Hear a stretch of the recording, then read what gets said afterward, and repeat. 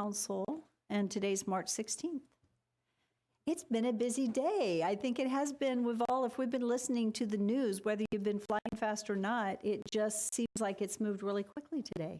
So, but you know what? It's good to be here and to take a big pause. And I have to say, I am so thankful I live in Nampa, Idaho. I am so thankful. Isn't it great to be here? It is a good thing. So, and this evening, Tony Johnson is here with Nampa First Church of the Nazarene, and we so appreciate you coming and opening us in prayer. I think it's a day we need prayer. So thank you. So let's stand as we pray, and then we'll follow this by the Pledge of Allegiance. Be sure to share a word of scripture. You, brothers and sisters, were called to be free, not to use your freedom to indulge in sinful things, but rather to serve one another. The entire law is summed up in the single command: love your neighbor as yourself. If you keep on biting and devouring each other, watch out, or you will be destroyed by each other. The fruit of the Spirit is love, joy, peace, patience, kindness, goodness, faithfulness, gentleness, and self-control. Against these things there is no law. Those who belong to Christ Jesus have crucified the sinful mind and his passions and desires. And since we live by the Spirit, let us keep in step with the Spirit, and let us not become conceited, provoking, or envying each other. Let us pray. Father God, creator of heaven and earth, as individuals and as families, as communities and as a country, we need you now more than we have in a long time. With all that is going on in our world, in our country, and our community related to the COVID-19 virus, we need your presence to bring your peace to those who are anxious and fearful. We need your healing power to make those who are sick healthy and strong again. We need your Son to change our spirit of hoarding and selfishness and turn it into a spirit of compassion and care for those who are lacking. We need your Spirit to grow its gifts within us: love, joy, peace, patience, kindness, goodness, faithfulness, gentleness, and self-control. So we treat our neighbor with dignity, value, and love that we want to be treated with. We need your provision for those who are already financially vulnerable because of their job situations, because they own small businesses, because they're self-employed, that they might find the resources and support they need to survive through these difficult days. We need your wisdom, your sound mind, to manifest our city council members, our city employees, our all governmental leaders at every level, so they will have the insight and discernment needed to guide our community, our county, our country through the season that is wreaking havoc on individuals and families medically, mentally, financially, and even relationally. Guide their thoughts, guide their hearts, guide their minds so that our leaders are able to lead not just out of fear and out of the short term. They will lead with the bigger picture, the long term of your desires in mind. Father, we need you like we haven't needed you in a long time. So please make your presence known to us, in us, and through us, that we might be your hands, your heart, your mind, your words to those around us, that your kingdom might come and your will be done on earth as it is in heaven. In the name of the Father, Son, and Holy Spirit, we ask this. Amen. Amen. I pledge allegiance to the flag of the United States of America and to the nation for which it stands, one nation under God, indivisible, with liberty and justice for all. Thank you so much. Thank you. Let's begin with roll call. Rodriguez? Here. Here. Mucci? Here. Levi? Present. Bauer? So we have a couple proposed amendments to the agenda. And the first amendment that we have is a request for the Consolidated City Council to affirm and continue the mayor's declaration of local disaster emergency until such date as the council may deem prudent. That has been an addition to the agenda due to the announcement today that we're joining the other cities in the county on that. There was an amendment to authorize the Family Justice Center to apply for a $20,000 grant to temporarily house victims of domestic violence. I'm not sure the reason for that amendment. I think Griselda was willing to. Well, I just need to know the reason why we're amending. So we're not going to discuss it right now, but I'm not sure why the amendment to the agenda. You can. City Council's agenda on a Friday. And so the last date for that would have been on a Thursday. Okay, so this is not really an amendment after it, because it had been published within the normal time frame. It was just an addition to the agenda. It was added on Friday versus Thursday, which technically isn't an amendment, but Doug? So, Mayor, in our pre-council meeting, I believe I said that it was necessary within the 48-hour window for council to articulate a reason for the agenda.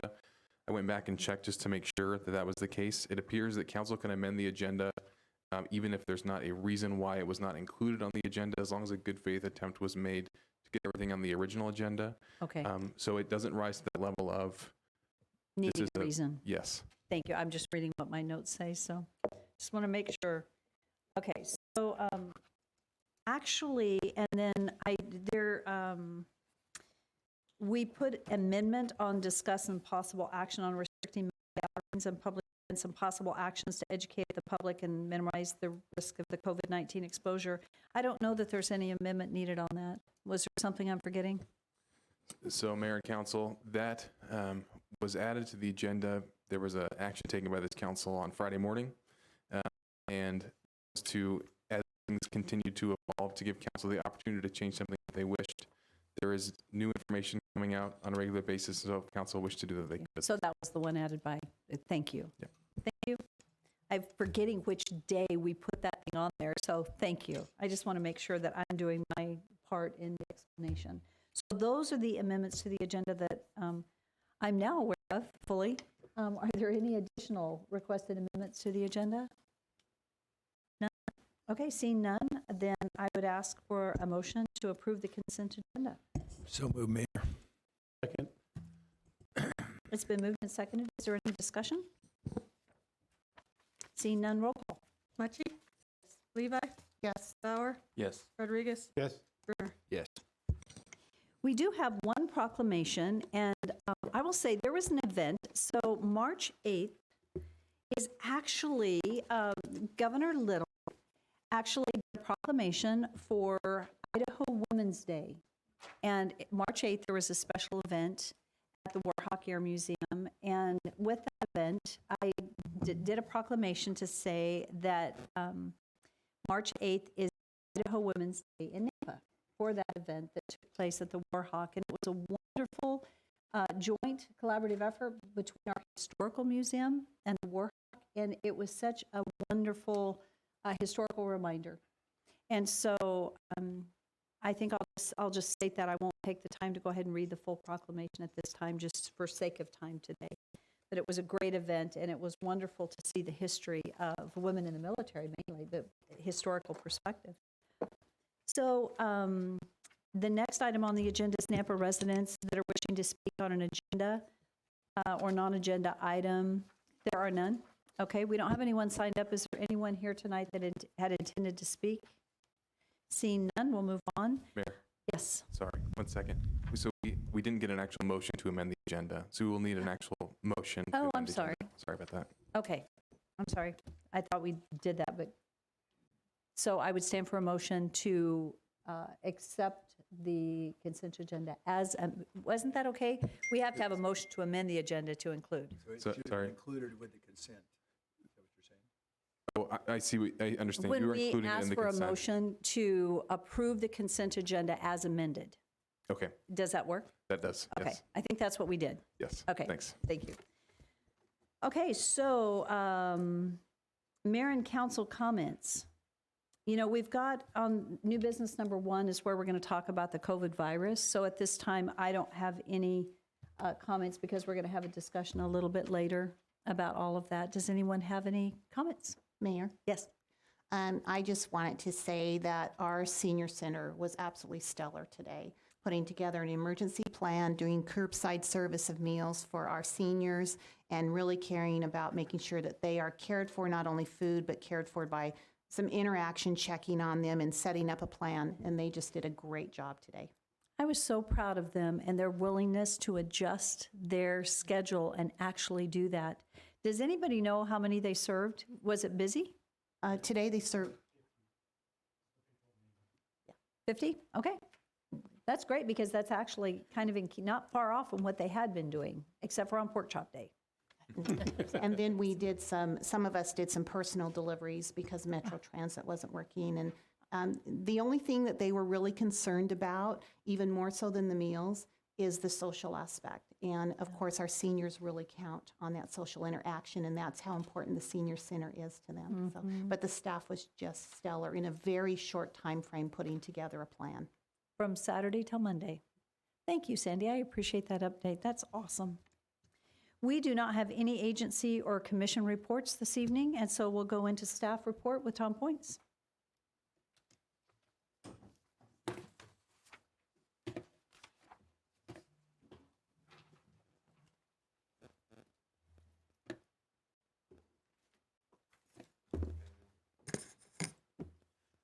Evening, Mayor, Council.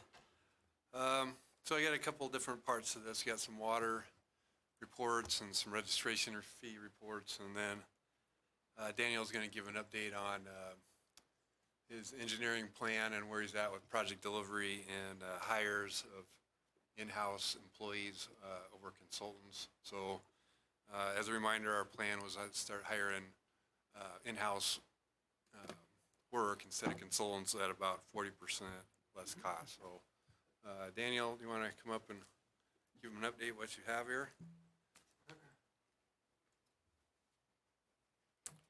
Mayor and Council, so in 2018, engineering brought forth a workforce plan that was adopted by the council that, as Tom said, we were moving towards more in-house staff rather than and less consultant work at a savings of about 40% to the city for those that work. So far this year, we've hired one new staff engineer and are working on another engineer in training and an inspector hire. The inspector, we've made the selection and are just waiting for the process to work through HR and the position committee. This year, as we've gone through, we're currently at an in-house savings of approximately $246,000 of our goal for this year of over $400,000. So halfway through the year, we're well on our way to meeting that savings goal that we can then put back into the projects that we put on the ground. So for our project delivery, this is our second quarter update. We have 24 major projects with $22 million value for the projects that we're tracking within the capital improvement plan. This year, our first quarter, we had around 35% designed, 35 awarded, and about 15% constructed. Here at the second quarter, we've got that up to about 60% designed and awarded, as well as about 34% construction. We're heading into our heavy construction months. We have our large road project starting, the water project over on Flamingo. And so as we go into these months, we'll see those construction numbers increase with the goal of completing all of our budgeted projects within this fiscal year. Comparing to last year, we missed our second quarter report out last year, so we had kind of a mid-third quarter report. We were looking at 68% designed, 50% awarded, and 24% constructed. So this year we are ahead of schedule based on what we were doing last year. So for our project savings, we have various different design and staffing savings that we are looking at. Like I said, we were looking at about $246,000 of the current project savings by doing in-house inspection and design versus consultant. There's the team. We've added John Spencer is a new hire that started the start of January. We picked him up out of California, and he's been a very good fit for us. And so we're happy with that. I'm getting a look from Darrell, but we are very happy with his performance, and he fits with the team very well. And so, any questions? Mayor Kling, I do. Would you go back to that circle? Okay, tell me what those letters, what those words are in between those That we can't see. that we can't see. Yeah. Yeah. Thank you, Mayor. So the dark blue here is some in-house aerial sewer replacements. We are doing in-house inspection on those, and so that's about $60,000, or sorry, $80,000 savings over consultant inspection. We've got some just various project savings that are smaller projects that are around $52,000. Pavement marking analysis is $15,000 that we're doing in-house. We've done a number of our grant applications internal, and then staffing savings for some. Throughout the year we have not. We're working on hiring people, but there's cost savings there as well in our staffing, just based on not having been able to procure staffing yet in those positions. And where does this come from? What fund are we using this to hire these folks? And then where, of all the savings that we're getting here, where's that money going to? So the project savings is savings to various the divisions, so water, wastewater, streets, where we're doing in-house design. Those expenses are going to our engineering budget staffing versus going to the higher design costs that would have been necessary out of those other division budgets, allowing those divisions to use that additional money for more projects on the ground. Okay, thank you. Mayor, may I ask a question? No, we have new. My little foam pad's gone. Daniel, are these savings based on what we have spent in the past or cost avoidance of what we would spend in the future? These are based on, we base our estimates for those project savings on what we have spent in the past on consultant services. Thank you. And then Daniel, if you could send us a copy of this. Yes, we can. Good. And then with your cold, you should probably get to go home. Distance, right? So, Mayor, just a quick question. So can, quarterly or wherever, can we have like an ongoing, We bring this forward quarterly. I mean, just as far as the exact savings that were in comparison? Okay, thanks. Thank you very much. Okay.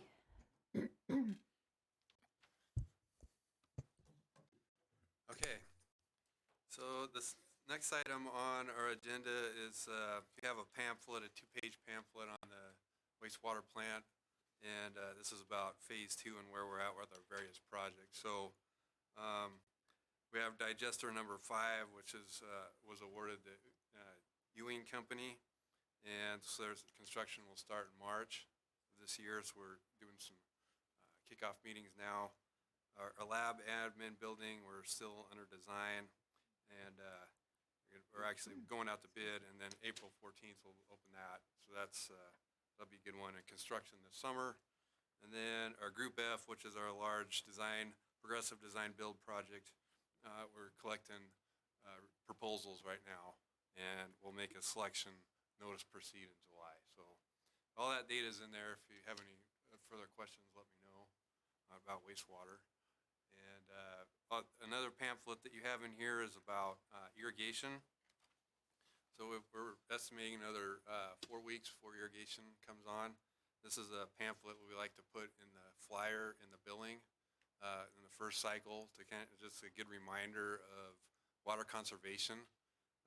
We don't have meters on our irrigation water, but what we do is put out these notices and let the customers know the importance of water conservation, kind of give them some guidelines on what's appropriate amount of water to use on your lawn. So new lawns versus existing lawns, and some suggested watering cycles. So this is an attempt at water conservation and get some education out there. And then lastly, I want to give you an update on the vehicle registration fee for transportation funding. So this is something that Jeff and I have been talking to you about for about 18 months now.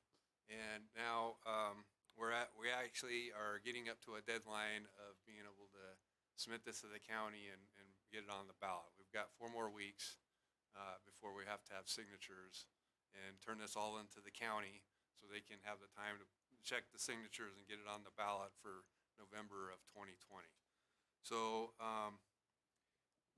there's been a lot of activity in the past few weeks of agencies signing the MOU. We've sent it out and they've had some time to look it over, about 4 weeks. There's 13 agencies that would need to sign this agreement.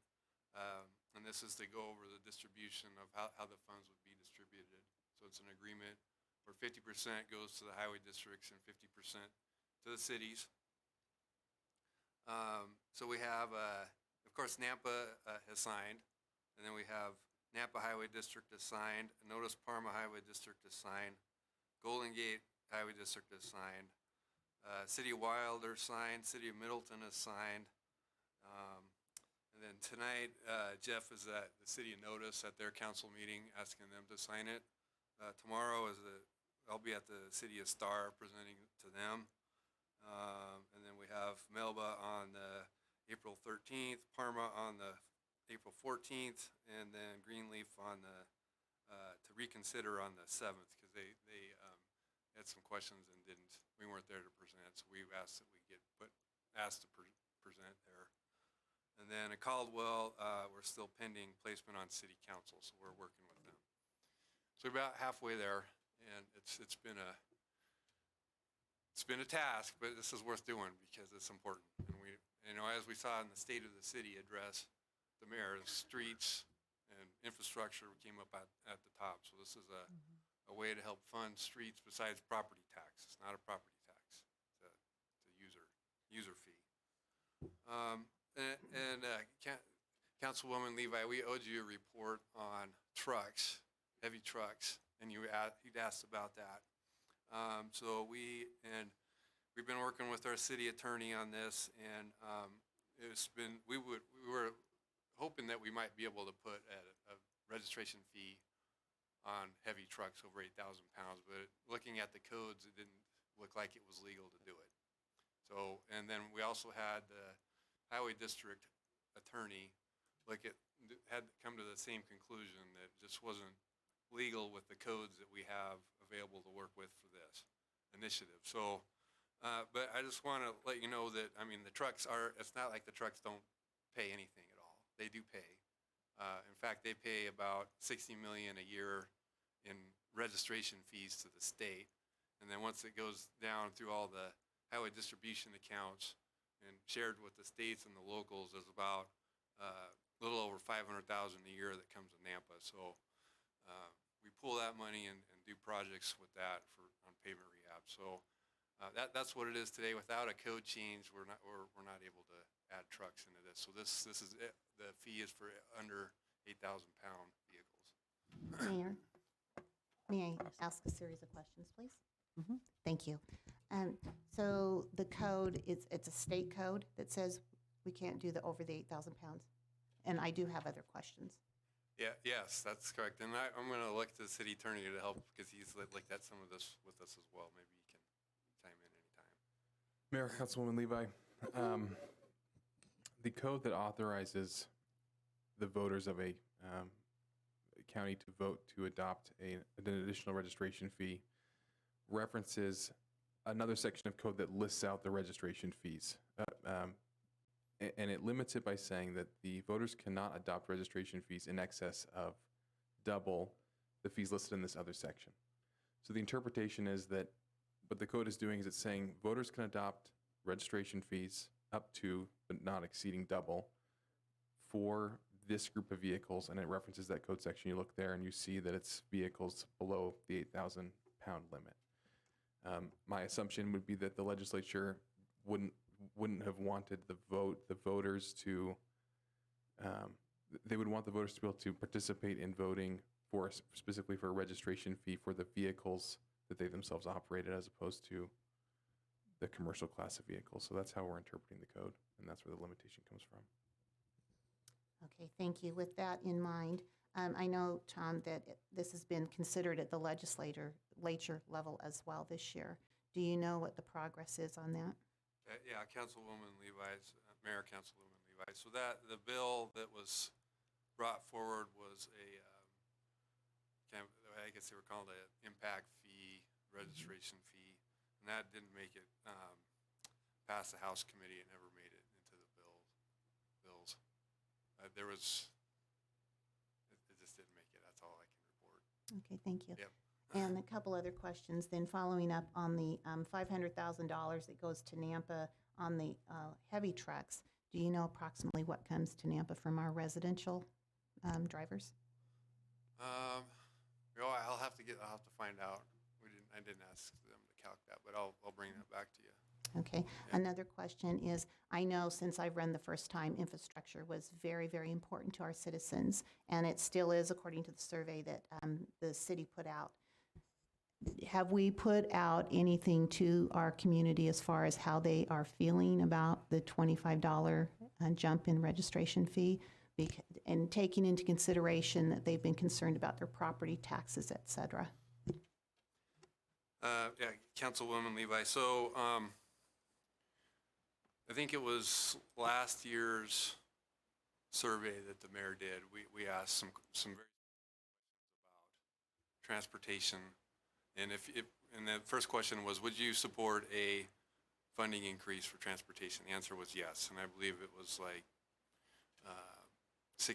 over 60%, 65%, somewhere in there. And then we asked again, well, if you did support that, how would you like to pay for it? And it started, and that's kind of exactly how we started with our plan in this order. It said we would like to do it through impact fees.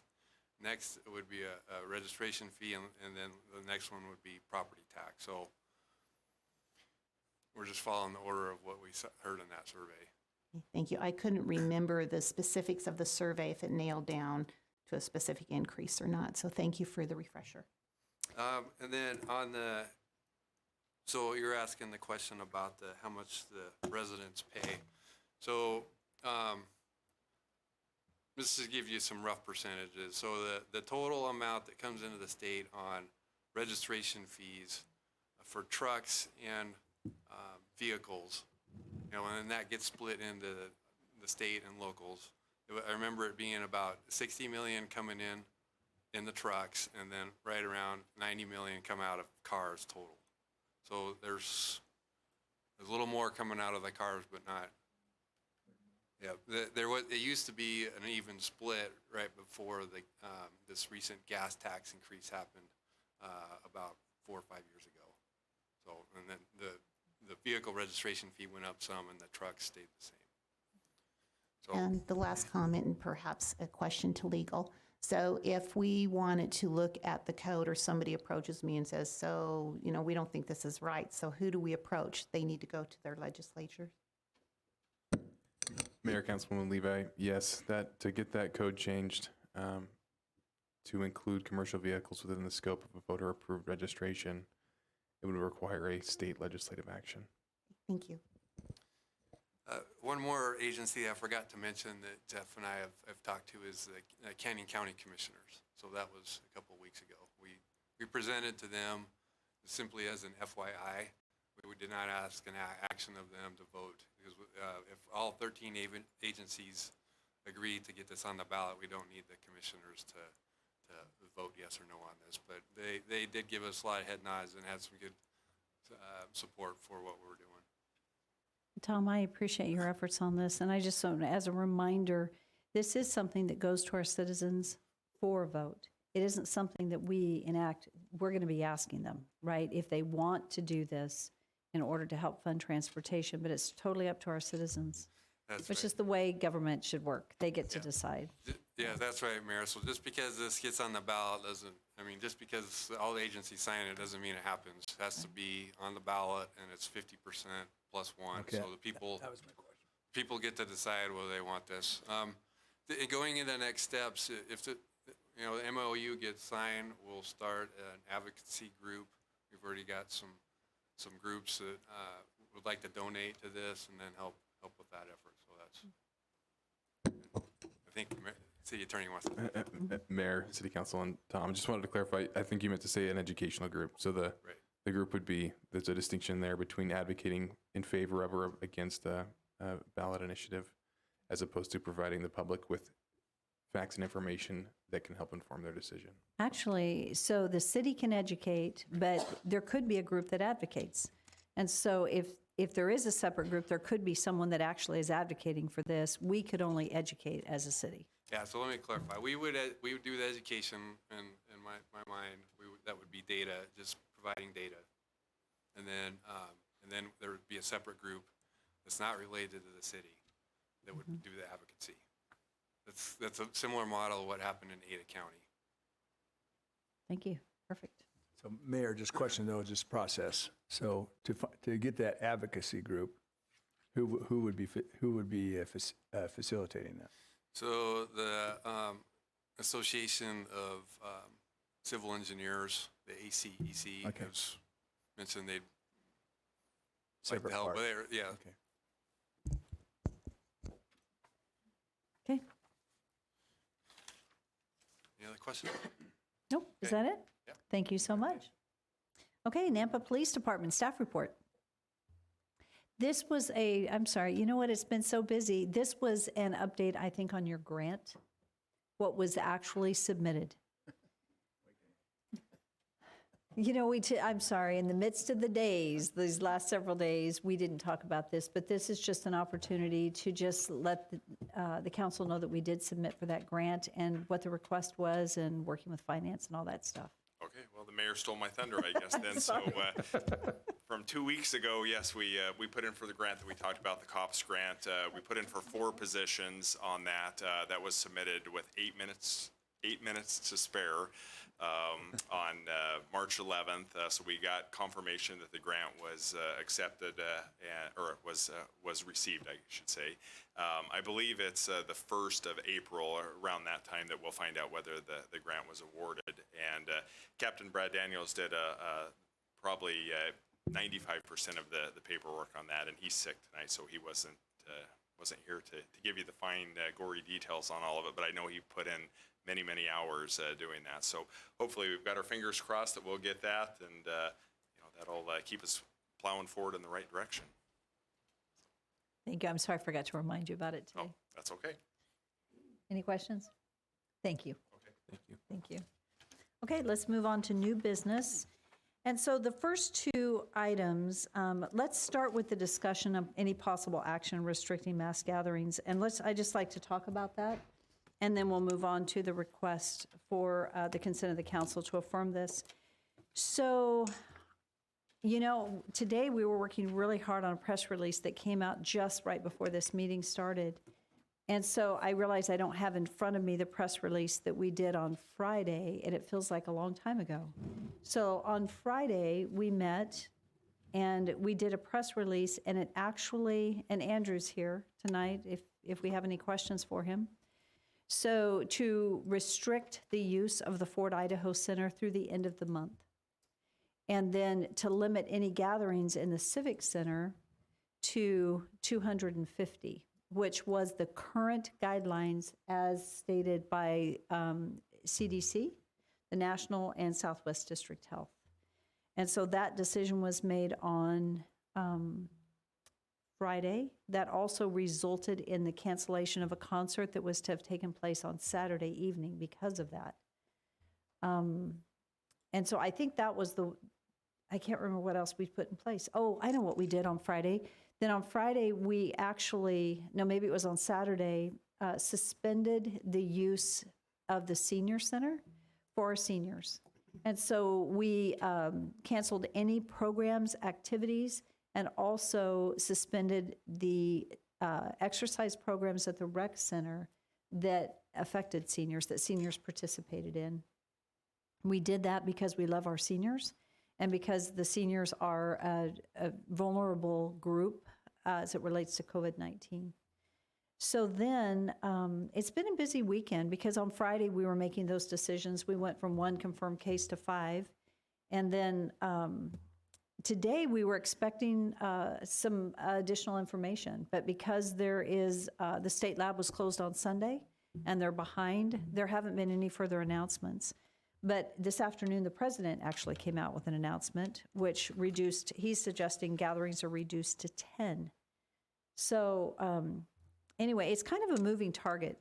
So a couple of things I think I want to say regarding, and then today we did a press release, and I think I was able to reach every council member with the exception of Sandy Levi. We tried to get you today, but could not get hold of you to have a conversation. So today so on Friday, the Treasure Valley mayors and county commissioners met, the emergency providers, police, fire. We were all, Southwest District Health, Central District Health, all met to talk about the COVID virus, where we were and how we needed to best function within it. And they decided to come together in a joint press release, which took place at noon today. And that was a press release that we would all collectively declare a state of emergency within our local cities and counties. And so I think I'll just read real quickly what this press release, you know what I realized as we sent it out, we sent it via email, but I don't know that you guys have a hard copy, and I apologize. So basically, we sent out the press release, and the City of Nampa declares state of emergency, additional closures announced. Nampa Mayor Debbie Kling joined cities and counties across the Treasure Valley today in declaring a state of emergency in response to growing concerns related to COVID-19. Nampa City Council will be asked to ratify the emergency declaration at tonight's meeting. As stated in the joint press release sent earlier today, the decision to approve disaster emergency declarations is not a result of a dire or immediate need for resources. It is being done now ahead of any crisis, so communities can proactively pursue additional resources that might be needed to help prevent the spread of COVID-19 in the weeks and months to come. I'm going to pause there and say that the discussions that took place are that we want to be preemptive and preventative. So the key is stop it so that it doesn't even fully start here, and that's the whole goal. And so that it isn't, it's an interesting thing when you make decisions. I don't know how many of you watch Facebook, and I don't very often, but it's very interesting listening to citizen response, because no matter what you do, there's someone on the other side that doesn't like what you just did. And so it makes the decisions difficult, but we work to make wise decisions with the information that we have at the time. And so that's what we've been doing. So with that, we have made a decision that we're going to, that City Hall will be closed to the public beginning tomorrow. Staff is going to be on site for email and phone communication. So the building counter, for example, the counter will be closed, but the building staff will be there. They will be able to do and I'm not going to read all of this, but I will say hard copies, permit submittals, and pickups will still be available in the lobby. People can call ahead to coordinate. The processing of online residential, mechanical, and plumbing and electrical permits will continue. Same-day service for residential and commercial final inspections will be suspended to give priority to critical path in inspections. But please call. So residential water heater and HVAC retrofit permits will continue, but we will not schedule final inspections for those permits until after April 1. They're asking to take photos and video they can submit. And other inspection requests will be performed same day, and staff will practice social distancing. So we're practicing social distancing and good measures with our employees, but we're wanting to continue to serve our community and keep the building going forward. The clerk's office regarding passports will be closed to the public and suspend passport service, but will continue to process online permits and licenses. Staff is available to respond via phone and email. To ensure an online application is received and to confirm any required payment, we're asking people to call. So the clerk's office is still processing the following applications: alarm installers, alcohol, beer, wine, liquor, amusement, catering, concessions, peddlers, private investigators, social event permits, tree removal, and pruning. And they're also processing the public health records request, not health request, public record requests online. Planning and zoning will be accessible via phone and email, and will continue to perform any inspections as deemed necessary. Utility billing, their doors will be closed to the public, but they will continue to answer the phone, take online payments, take phone payments, and you can continue to drop your payments off in the drop box as typically done. So the Nampa Rec Center. The Nampa Rec Center, this was a big decision for us on whether to close or to stay open, and we've pondered it. Earlier today, we were not going to close. Once the president's recommendation came out, we heard from the Nampa School District that they were closing tomorrow. We went ahead and made a decision to close the rec center effectively tonight at 10 p.m. When they get done, it will be closed. It'll be closed through the end of the month. Everything that we're doing is through the end of the month. And hopefully on April 1, we'll resume, but it's all pending. We'll see where things are. The golf courses. And so with the rec center closed, that means that we're either canceling or postponing department programs, events, classes, camps, and activities. Nampa Parks and Pathways will remain accessible, and social distancing is recommended. So, but we can get out and walk. We have beautiful pathways, and we need to use them. The City of Nampa golf courses, including Ridgecrest and Centennial, have announced the following. The Senior Golf Association, the group of seniors that meets there on Wednesdays, that is being suspended beginning this week, and they will reconvene hopefully on April 8th, but that is subject to change. Due to the outdoor nature and limited interaction of golf, Ridgecrest and Centennial golf courses will remain open for golf play, but with limited services. The clubhouses will be closed except for tea time check-ins and concession. Prepackaged items and vegetables. Beverages. There we go. Don't ask me where that came from. Vegetables? Yeah. Prepackaged items and beverages will be available for takeout. We've got a system that is being put in place. We're working carefully to ensure that things are sanitized, that there is a process to protect people as they come in and get ready. But we thought because of the separation of golf and it's outside, it's something that people can continue to do. And extra sanitation precautions will be implemented, including sanitizing the golf courses, carts at every use, removing ball washing stations and drink coolers. So one thing that we have set up, because we're committed to good communication, is that we have an email that people can communicate questions to us, and that is nampaready@cityofnampa.us. So it's nampaready@cityofnampa.us. That it will be an ongoing email for any emergency in the future that will be ready to go. We also have a recorded message and a telephone line that people can call if they have questions or need updates on this.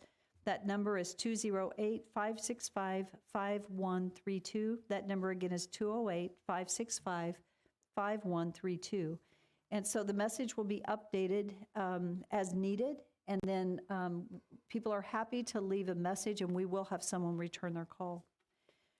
So, and then we also have on our website good information on the coronavirus, so you can visit us at our Nampa website, and then Nextdoor and Facebook, as well as Instagram and Twitter. We're trying to keep good, consistent communication going out. So I will say we've ended by saying, and thank you to Amy Bowman, who's amazing, and it's taken everybody working on this, the information.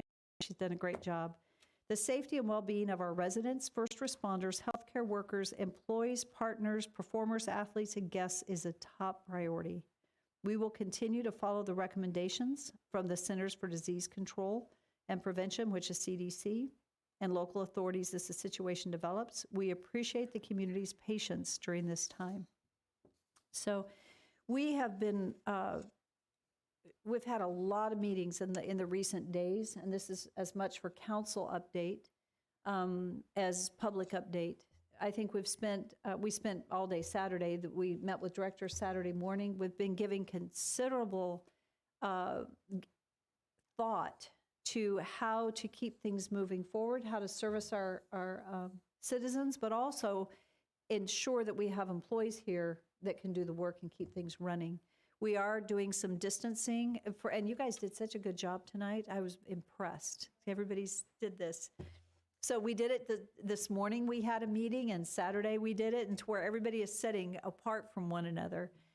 As they say, wash your hands, use hand sanitizer, and distance yourselves. So with our employees, just so council, I could update you. I don't need to take a lot of time right now, but we are working to practice some working off-site. We want to make sure that, for example, if you have an entire department sitting in close proximity and one gets it, you've exposed them all. We're separating departments so that we're ensuring that not everybody gets it. And I think I'm looking out at planning and zoning. I don't know what your plan is yet. So there's a few that I don't know the plans yet, but we've got several that we're really working at how we distance employees and ensure there's not a sharing of a virus. So does anyone have any questions or comments? Mayor, Yes. thank you. First off, could we get a hard copy of that? So if citizens ask us, we can read it verbatim. And then a couple questions, if I might. So this is only pertaining to city buildings, correct? Okay. And then on the rec center, I had several people asking me today as we're standing out there handing out meals. They were asking if the rec center was going to close, does that extend their membership for 2 weeks? Yes, it does. And so I guess, and thank you for asking, we will be communicating that further from the rec center and on their website, but we are going to ensure that those that have either paid for a program that isn't being completed or did not start would be refunded, and then any other memberships will be extended so that the 2 weeks that we may not be open, that will be accounted for with them. Yep. And then I believe the last question is, the wording is disaster emergency declaration. Are there any possible impending restrictions that it sets on our citizens other than having access to our city buildings? No, there is none. Thank you. Any restrictions would be done by our governor. So this is only to allow us to begin tracking any additional expenses that could be incurred, and allows us to access certain pieces of equipment that we might not otherwise be able to access. It gives us a little bit better accessibility for that. So, further comments? Mayor. Yes. I would like to commend you, your team, Chief Carpenter, Chief Huff, and your teams. This has been an enormous lift. I think the proactive response has been commendable. I always hope that we look back and decide that we over-prepared than under-prepared. This is hard. There's no easy answer. I'm very proud of our city and our teams here for the incredible work that you've all been doing. It's been a long couple weeks, and it will likely be a long number of additional weeks. So thank you for serving our citizens with the foresight to prepare for the worst and hope for the best.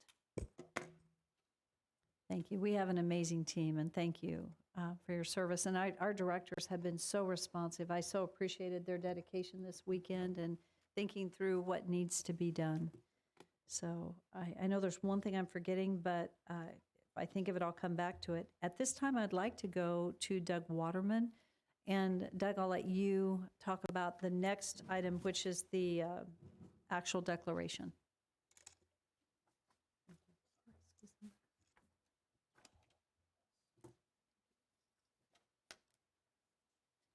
Doug was saying they're hot off the press. That's why we're just getting them. So.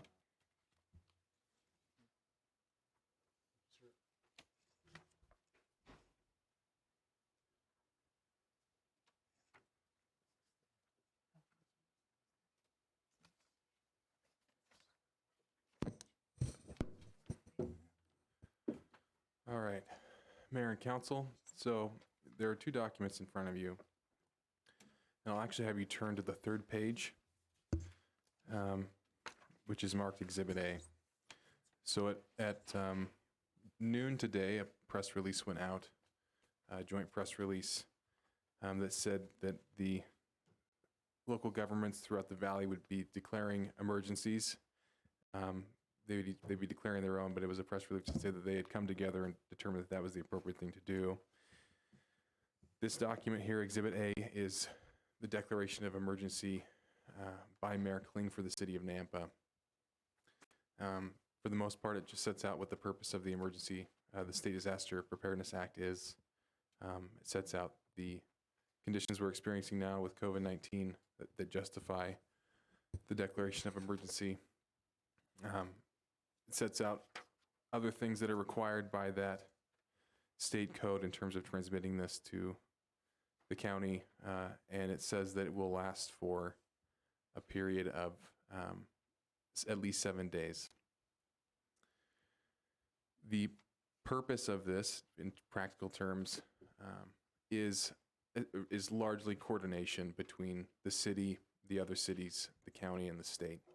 So there are financial and other resources that are sort of unlocked and made available when the city declares an emergency. And so that is the purpose of this. Now, the state code says that a mayor has the authority to declare a local disaster emergency, and that's her prerogative, but that the local disaster emergency cannot last for more than 7 days without the approval of the city council. So the item before you tonight is back on page 1 and 2, which again just sets out the state law and requests that the council ratify the mayor's declaration of emergency and state the date, at least for now, when that ratification will last through. I've left that blank so the council can discuss that. My recommendation would be that it be at least through the next council meeting so that it could be brought up again. If council wishes it to be shorter and potentially schedule a special council meeting to discuss it at that time, council can talk about that. If council wishes to set it out 2 council meetings, that's also appropriate. But I wanted to make sure you had the option. So again, the document before you tonight, the request is that you ratify and extend the mayor's declaration of emergency for the city of Nampa to a date that you deem appropriate.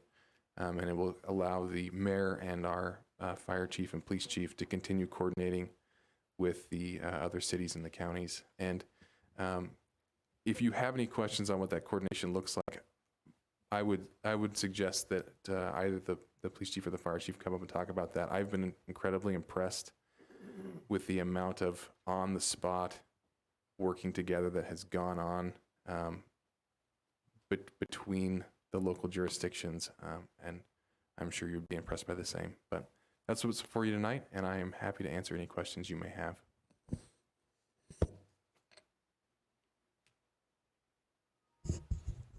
Mayor? Yes. Thank you.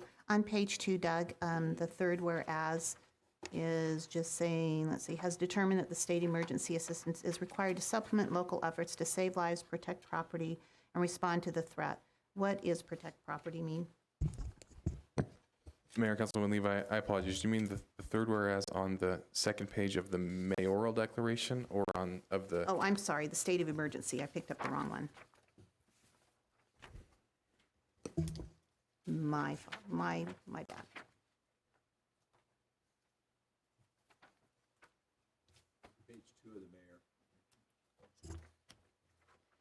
So Councilwoman Levi, just to clarify, your question is regarding the mayor's proclamation, and it's on page 2 of that.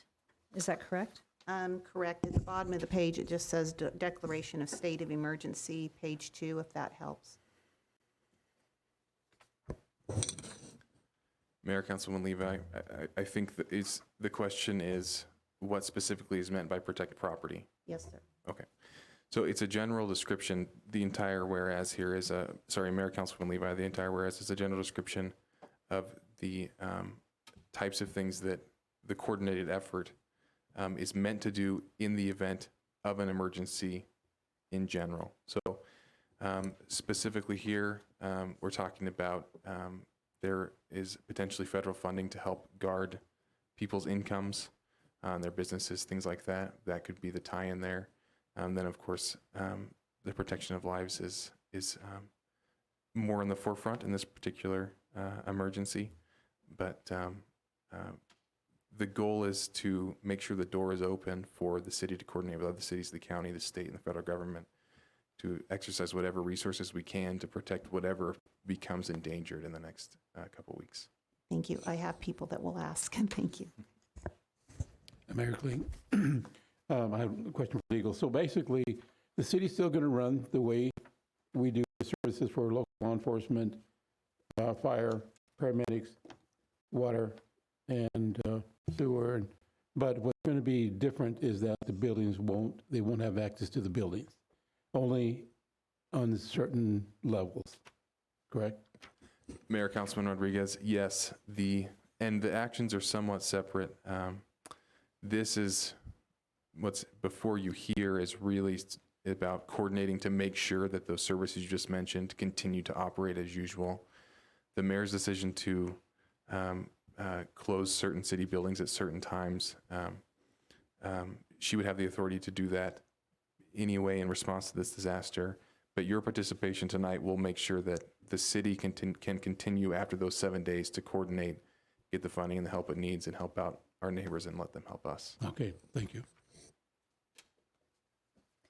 I would recommend that we extend this declaration, as was suggested by legal, to the next council meeting. That if you would, It's April 6th, right? I think so, which would be, Is that should be correct. So if we need something further, I'll make the motion. If it needs to be more detailed, that's fine. I'm just making the motion that resolution number 15-2020, state of emergency on this date of March 16th, that declared by the mayor of Nampa, be extended until April 6, 2020. I'll second that. Is there any further discussion? With one idea. No, okay, never mind.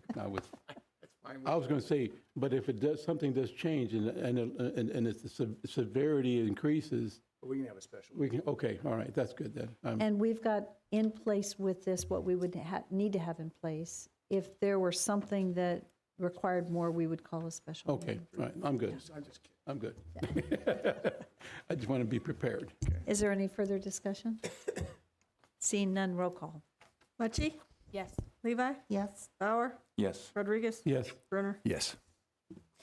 And I would like to, I remember what I was thinking, and that was, I am really concerned about our businesses and our local businesses and the impact this is having on them. We have done some research and reached out to Senator Rish's office as he heads up the Committee for the Small Business Administration. There are some resources there. We will be putting that online and trying to work with our small businesses, because it's so important we continue to use our small businesses. Even if we're a little concerned, restaurants, you can call ahead and order your meal for pickup. I think we need to be just so mindful of the long-term fiscal impact. And as we've said, and Andrew, thank you for being here, and you didn't get to talk at all, but there is a fiscal impact to the city. The cancellation at the Fort Idaho Center, the rec center, there is an absolute cost, but it's important that we protect lives. So we've made those decisions. I would like to ask if our two chiefs that are here have anything that you feel like would add to or be important for us to know.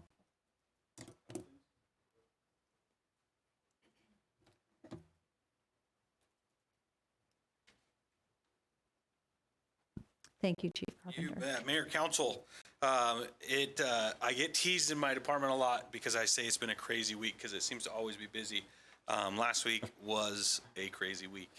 I will echo Councilwoman Mucci's sentiment that you have an amazing team, and I'm very proud to be a part of it. Cooperatively throughout the valley, you're seeing people work together that I've never witnessed before in the 24 years that I've been involved in the fire department and with cities. You are seeing there's not an ego in the room, and it is all about our community and how we can beat something that is threatening our people. They're implementing best practices and protocols across the valley. Our members are actively participating in everything we're requesting. This is the first time I can remember where labor and management were not meeting at the table to discuss what could be done. It is what has to be done, and there's no negotiating. It's they're owning everything that we need to do without any push towards it's taking care of our people. So I will also echo, thank goodness for early engagement in this, because Nampa has been, we are learning lessons, but we were ahead of this. and by sometimes a little bit by mistake, but man, I can tell you that what we went through this weekend, if we wouldn't have done the pre-work, I'm not sure what would have happened, but we were challenged this weekend. For those of you who don't know, we had 3 fire stations on voluntary lockdown due to some crazy circumstances where we had people that were possibly, what would you say? Man, Exposed. My brain's been not yeah. working, sorry. Exposed. Yeah. And due to the pre-work we did, we were able to continue operating at full staff because of the preparations that were put in place. And I don't know if everybody recognizes what that is. We had 26 members of our fire, 1/3 of our fire department was in quarantine voluntarily, just to make sure we weren't part of the vectoring in this community. And they stayed in that place until we were cleared by testing. Some of those people, that meant 4 days.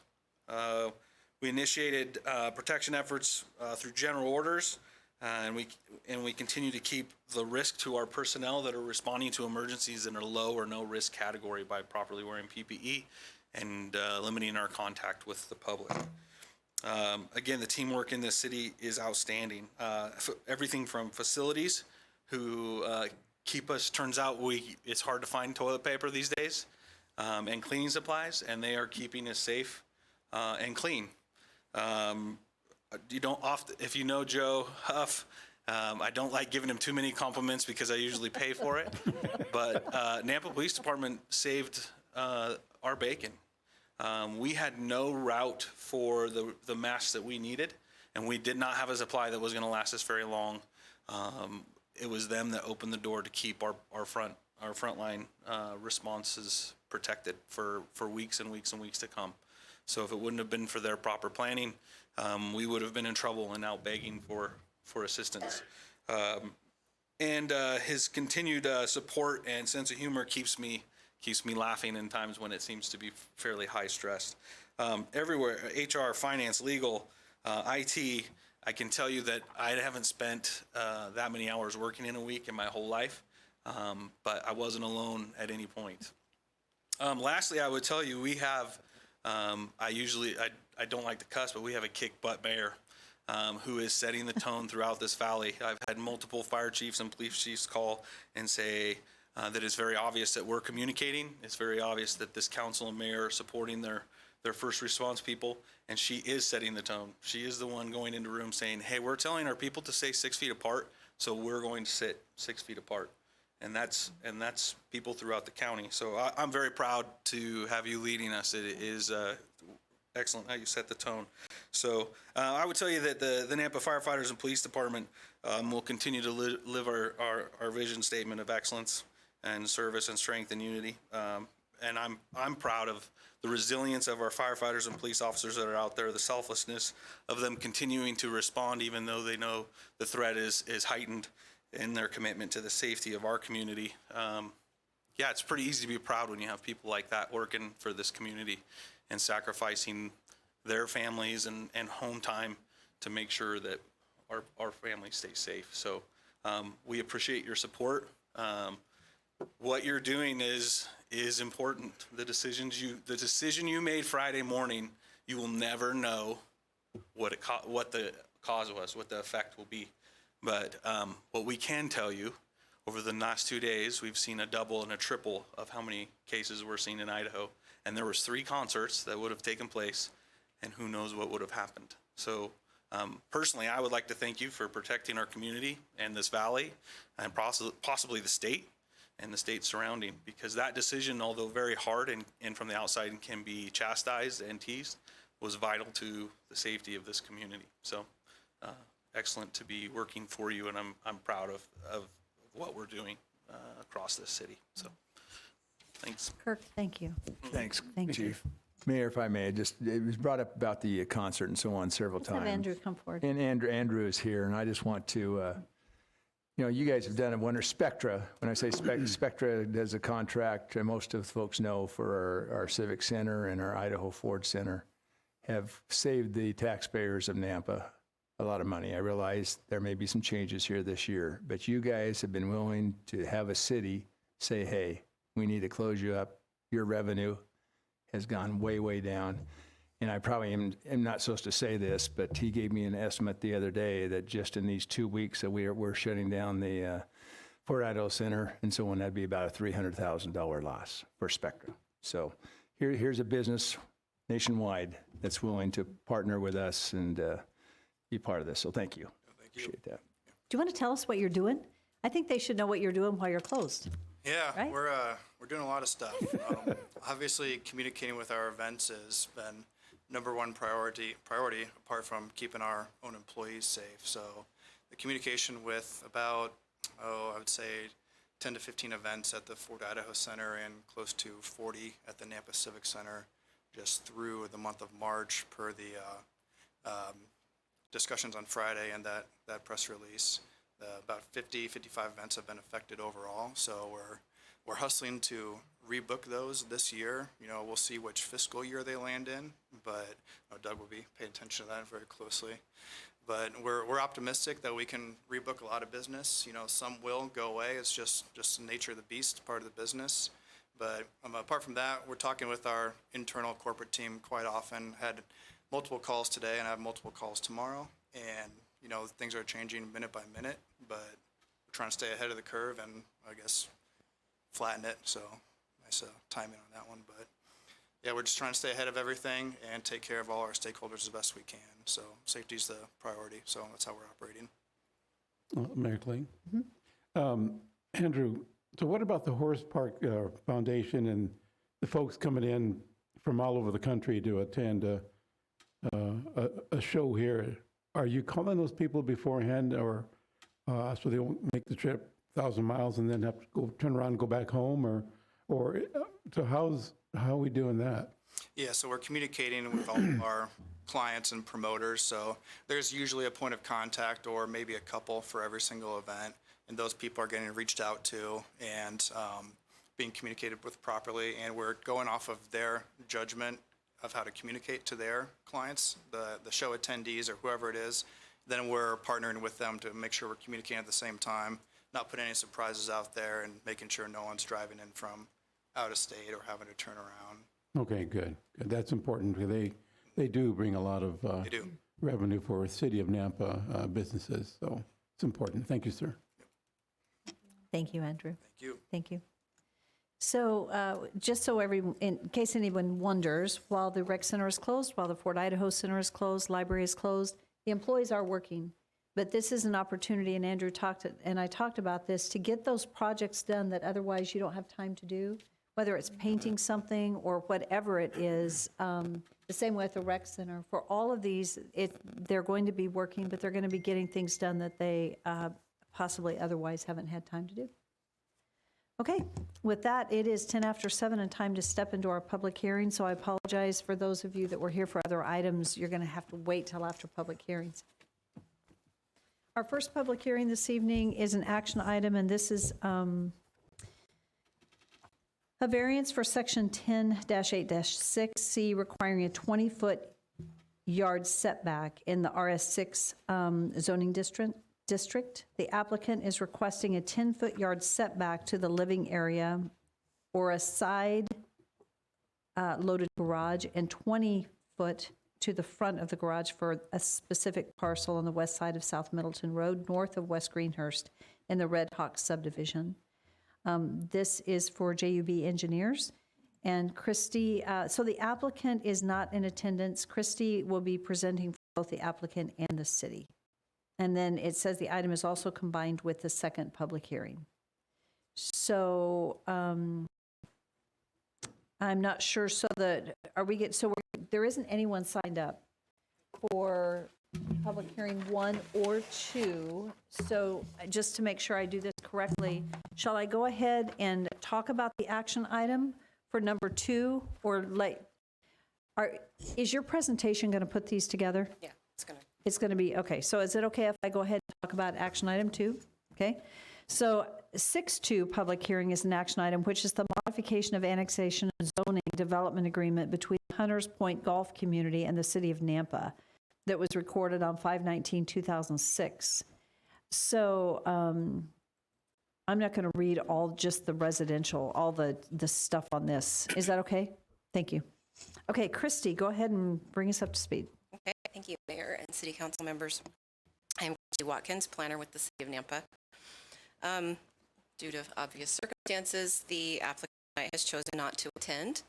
We gave him that option, which is fine. So I'm going to try to incorporate some of his comments into my presentation as well tonight. So the you tonight are approval or denial of the variance request for decreased front yard setbacks, approval or denial of the modification of development agreement, and approval or denial of the rezone of the property from RMH and RP to RS6. All for the property located on the west side of South Middleton Road and north of West Greenhurst Road, known as Red Hawk Ridge number 6. So the property is currently zoned RMH and RP and is surrounded by city residentially zoned properties with one commercial property on the other side of the right-of-way of Middleton Road. This will be the last portion of the Red Hawk Ridge development and will complete the single-family subdivision surrounding the golf course there. So historically, this property was annexed in 2005 with zoning to RMH and RP.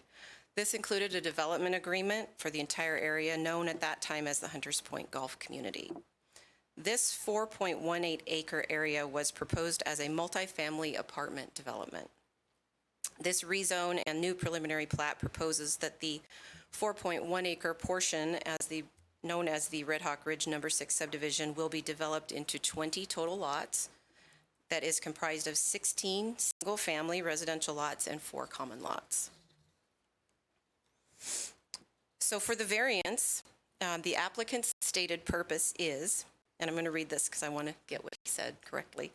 The unusual configuration of the subject property presents design challenges that necessitate our request for this variance. We are requesting 5-foot side yard setbacks, which is typical, 15-foot rear yard setbacks, which actually exceeds our standards, and a 10-foot front yard setback for which this variance is required. This setback is to the living area and/or side-loaded garages while maintaining the 20-foot setback to the front of the garage for parking, which is typical. The requested setback will allow us to construct a traditional single-family detached housing product designed for empty nesters who would like to live in the Red Hawk Ridge Golf Community. This is an improvement to the street scene to minimize the prominence of garage doors and break up the monotonous street scene. So to summarize this variance request, the applicant is requesting a reduced front yard setback from 20 feet to 10 feet. This measurement is only for livable space or the side of a side-loading garage.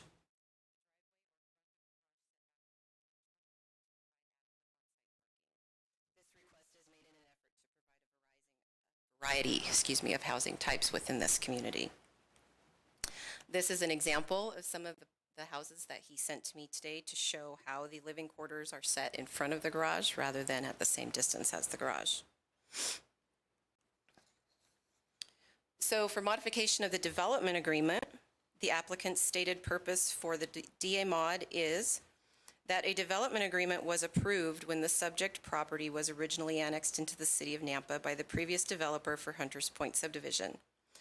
The multifamily residential development was originally planned for Red Hawk Ridge number 6 area, and the DA restriction was compatible with the original concept plan for the development that were included in the DA when it was annexed. A DA modification is being requested to remove the multifamily restriction from the existing development agreement. So to modify this development agreement, the applicant has provided the draft development agreement that was attached in your staff report. They provided a new legal description for the portion to be modified. They've defined the change of use for the 4.1 acre portion from multifamily to single-family residential. And they have replaced the concept plan with the preliminary plat for the proposed Red Hawk number 6 area. And that is, this layout here is what it is intended to look like. Here is an example of the entryway into the existing Red Hawk Ridge development. The entry into Red Hawk Phase 6 will be similar to this in appearance. So for the rezone portion of this request, the applicant's stated purpose is that we are requesting a reduction in development intensity from multifamily to single-family residential, A reduction in development intensity is a benefit to the neighbors on the west side who might be concerned about adjacent development. There is a letter in front of you this evening that we received after the staff report that kind of illuminates that concern. The staff analysis of the rezone request shows that the property is within the city limits of Nampa. It is currently zoned RMH and RP. Requesting RS6 would be an appropriate request. The property appears to be clear of structures at this time. All immediately surrounding uses are zoned RS6 and are single-family residential, except for the property to the east, which is commercial and is across the right-of-way of Middleton Road. The request is reasonable and the property is eligible for a rezone. It is within the public interest to rezone it to RS6, and it matches the current comprehensive plan for that area. A traffic impact study has not been required because there are only 20 lots proposed. Emergency services and utilities are available to the property. So this is an overhead view of property that is requesting this rezone and approval for the 20 lots. So should council choose to approve the variance, the development agreement modification, and the rezone request, staff recommends the following conditions. Record a new development agreement with legal description, new described use, and new concept plan. Provide top of foundation wall or finished floor elevations as per the building department comments. Comply with all engineering department comments as listed in the staff report. Provide confirmation to or from Boise Project Board of Control for a license agreement for any irrigation ditch encroachments. And on the final plat, show blanket easements for public utilities and private streets and any other conditions that council sees fit to add tonight. So again, the actions required from you this evening are approval or denial of the variance request for the reduced front yard setback, approval or denial of the request to modify the development agreement for 4.18 acres of Red Hawk Ridge number 6, and approval or denial of the rezone request from RMH and RP to RS6. I will stand for any questions. Mayor, if I'm, Oh, thank you. yeah, you're on my right. Yeah, thank you. What is the reason for the variance for the 20-foot yard setbacks? Mayor and Councilman Rodriguez, our code states that we have a 20-foot standard setback regardless of what portion of the structure we're measuring from. What he's asking for is to be able to kind of move the living portion forward, push the garage back, and still have enough of a backyard to create, you know, a nice living space. Oh, I see. So does that fit within the other subdivisions surrounding this area? Yes, Mayor, Councilman Rodriguez. The original Hunters Point golf community in some of those subdivisions that were single-family residential had set forth some setbacks that were actually reduced for this same reason. But because this was the multifamily portion of it, it didn't have those guidelines set in place to begin with. And so that's basically what they're asking for, is to match what's already been developed Okay, there. because I think some of those residences behind this new subdivision that's going to be put in, some of those are somewhat, I guess they're 20-foot, but because of the property length, size, width, they've had to adjust those. And I think we did that, right? Yes, that is correct. Okay, all right. Well, thank you. You're welcome. Mayor, I just, and I think it's, I probably can assume this late letter that came in, I take it you probably don't have any idea whether the citizens that wrote this letter were aware that it was already zoned for multifamily? Mayor, Councilman Bruner, I'm not aware of their knowledge of what it was zoned. I did not speak to them directly. That came I'm over the just counter. assuming that they would be more happy with single residential than multifamily in that We area. would make so, the same assumption. Okay, They, in a multifamily situation, they would be allowed to go to 3 stories. that's what and they were talking So- about their view, so their Yes. view would not be helped with 3 stories. Okay. That's exactly right. Will someone communicate back to this resident so they know that? I think that's important for them to understand that actually this rezone puts them in a much better position than it would have otherwise, Yes, we if will it try were to contact happen. them again. Thank you. Are there any other questions at this time? Mayor. Yes. Christy, kind of growing on what Councilman Rodriguez had asked you, as I'm not only concerned about the surrounding area and the setbacks, but one of the things that you had said, if I got it correctly, that it was going to be moving the garage setback but not the living quarters. No, it's The other way around. Okay. Okay, perfect. Thank you. Oh, you're welcome. Are there any further questions? Okay, so hearing none, we'll move to public hearing. So this is a public hearing for public hearing number 1 and number 2, and we do not have anyone signed up for either of those public hearings. So I'd like to ask if there's anyone here that had intended to speak on behalf of this particular one, item number 6.1 and 6.2 this evening. Okay, seeing none, I would stand for a motion to close public hearing because we can still ask Christie questions if need be, correct? Okay. So moved. Okay, second. All in favor? Say aye. Aye. Okay. So what would the will of the council be?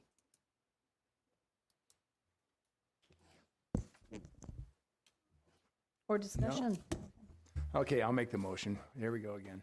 And I'm not going to read everything that's in here, but I'm going to ask that we make the motion to accept the modification, the variance, and the rezone as stated in this staff report. I'll second that. It's been moved and seconded. Is there any discussion? Seeing none, roll call. Rodriguez? Yes. Mucci? Yes. Levi? Yes. Bauer? Yes. Brunner? Yes.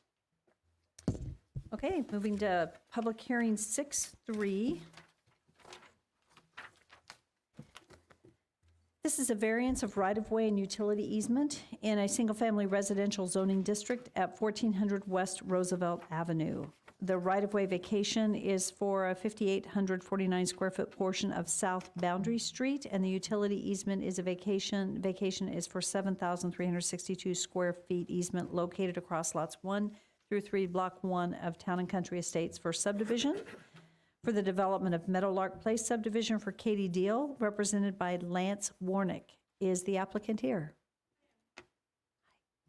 Yes. As you come forward, go ahead and state your name and your address, and this is your opportunity to share with us whatever you'd like to regarding this. Okay, my name is Katie Deal, and my address, Uh-huh. 15777 Courts Lane, Wilder, Idaho.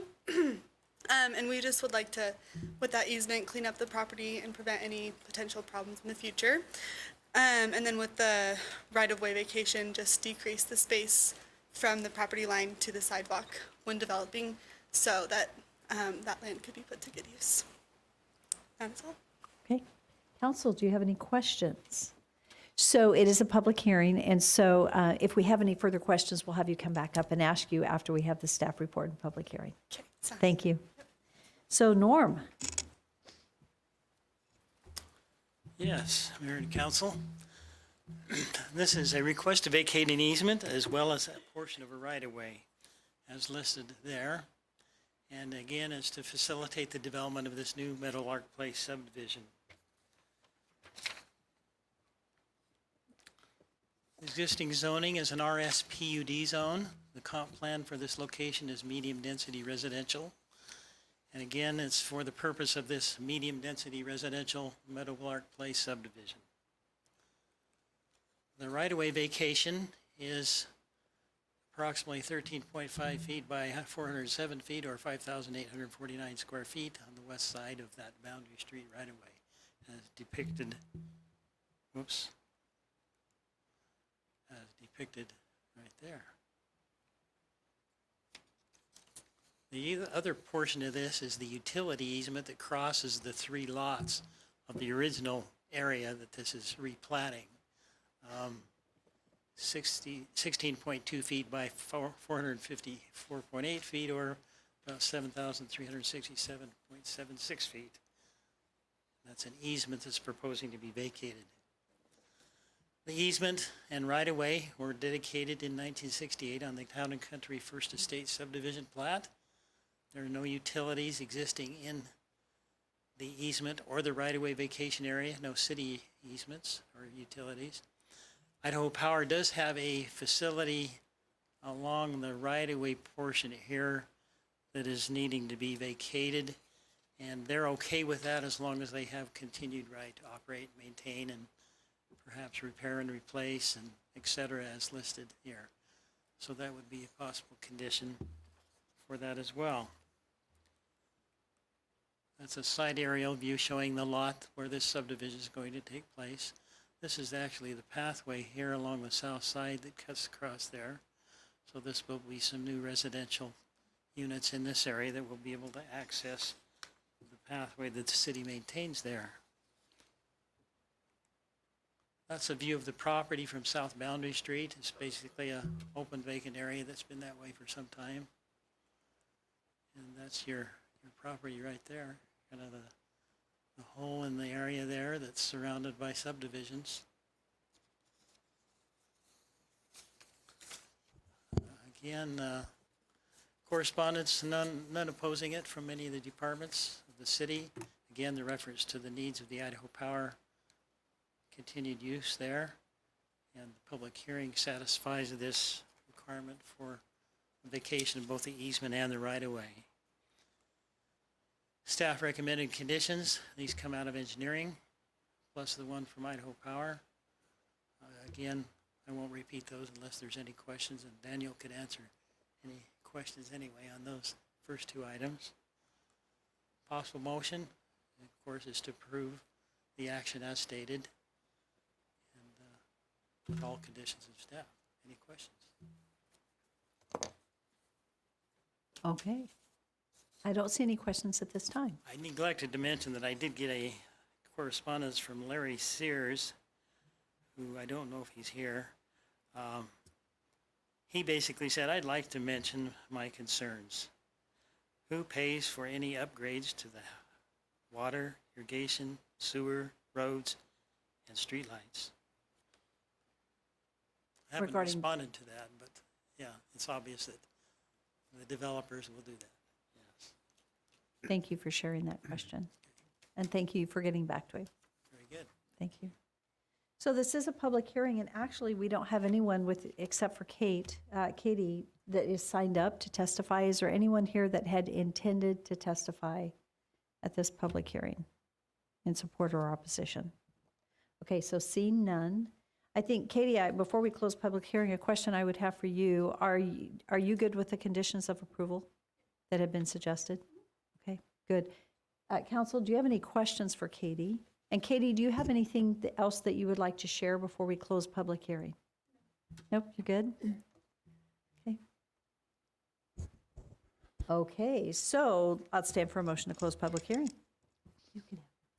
So moved, Mayor. Thank you, Sandy. It's been moved and seconded. All in favor? Aye. Okay. And council, what would you like to do? Mayor, Yes. I'd move to accept the right-of-way and utility easement in the district at 1400 West Roosevelt Avenue for the development of Meadowlark Place subdivision in case number VAC 042-20. With conditions of With, approval. and, excuse me, and the conditions of approval. Second. It's been moved and seconded. Is there any further discussion? Seeing none, roll call. Rodriguez? Yes. Brunner? Yes. Mucci? Yes. Bauer? Yes. Levi? Yes. There you go. Finally, we're going to get something in there. Yeah. I've been looking at that vacant lot for, what, years? It's good. It's tough to do it for the Deal family, too. Anything for Nampa, right? Well, good, thank you. Thanks. So is this Bill's daughter.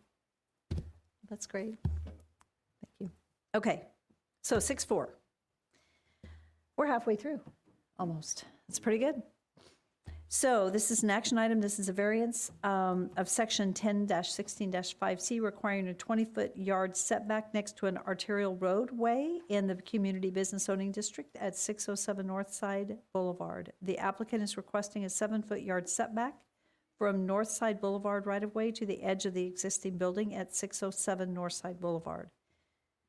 So this is a 0.65 acre portion of Lot 1, Block 1 of Broadmoor Community Park subdivision in order for the Idaho Transportation Department to widen Northside Boulevard as part of the Northside Boulevard I-84 interchange project for Todd Kaiser, Kaiser Land Services representing National Retail Services.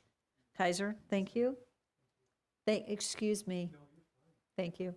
Okay, are you the applicant? Come on forward. Thank you for stating your name and address. And I'm so sorry I said your name wrong. That's fine. Thank you for having me, council members. I appreciate the opportunity to be here. It's a fairly simple process. I mean, we're widening the road. and I have the agreement of the tenant and the fee holder. However, subject to the fact that I want to be able to maintain and fix the property in the future, reface, whatever, within the same footprint. And in order to do that, I understand that they would need a variance in order to get that through. So that's really it. I don't know if Rodney probably has a few other things to say or if he's here, but Council, do you have any questions for our applicant? I don't see any right now, but you'll get to come back. great. Thank you. Thank you. So much. Okay, Rodney. Mayor and Council, Rodney Ashby, Principal Planner for the city. Okay, so as was mentioned, Idaho Transportation Department is expanding the interchange there at North Side and I-84, and as part of that process, they're also widening out the roadway right at this intersection. This is their ITD's right-of-way plans, and the blue section here is where they're proposing to purchase additional right-of-way from the property owner there. Denny's is located right here. The new property line will be closer to the building than the required 20 feet in our code. Though staff offered a letter stating that they are legally non-conforming with this change in the right-of-way line, or the property line, the owner desired a stronger entitlement to ensure that no future owner would have any question about its legality for the building if it were to be sold in the future or used in its current state and footprint.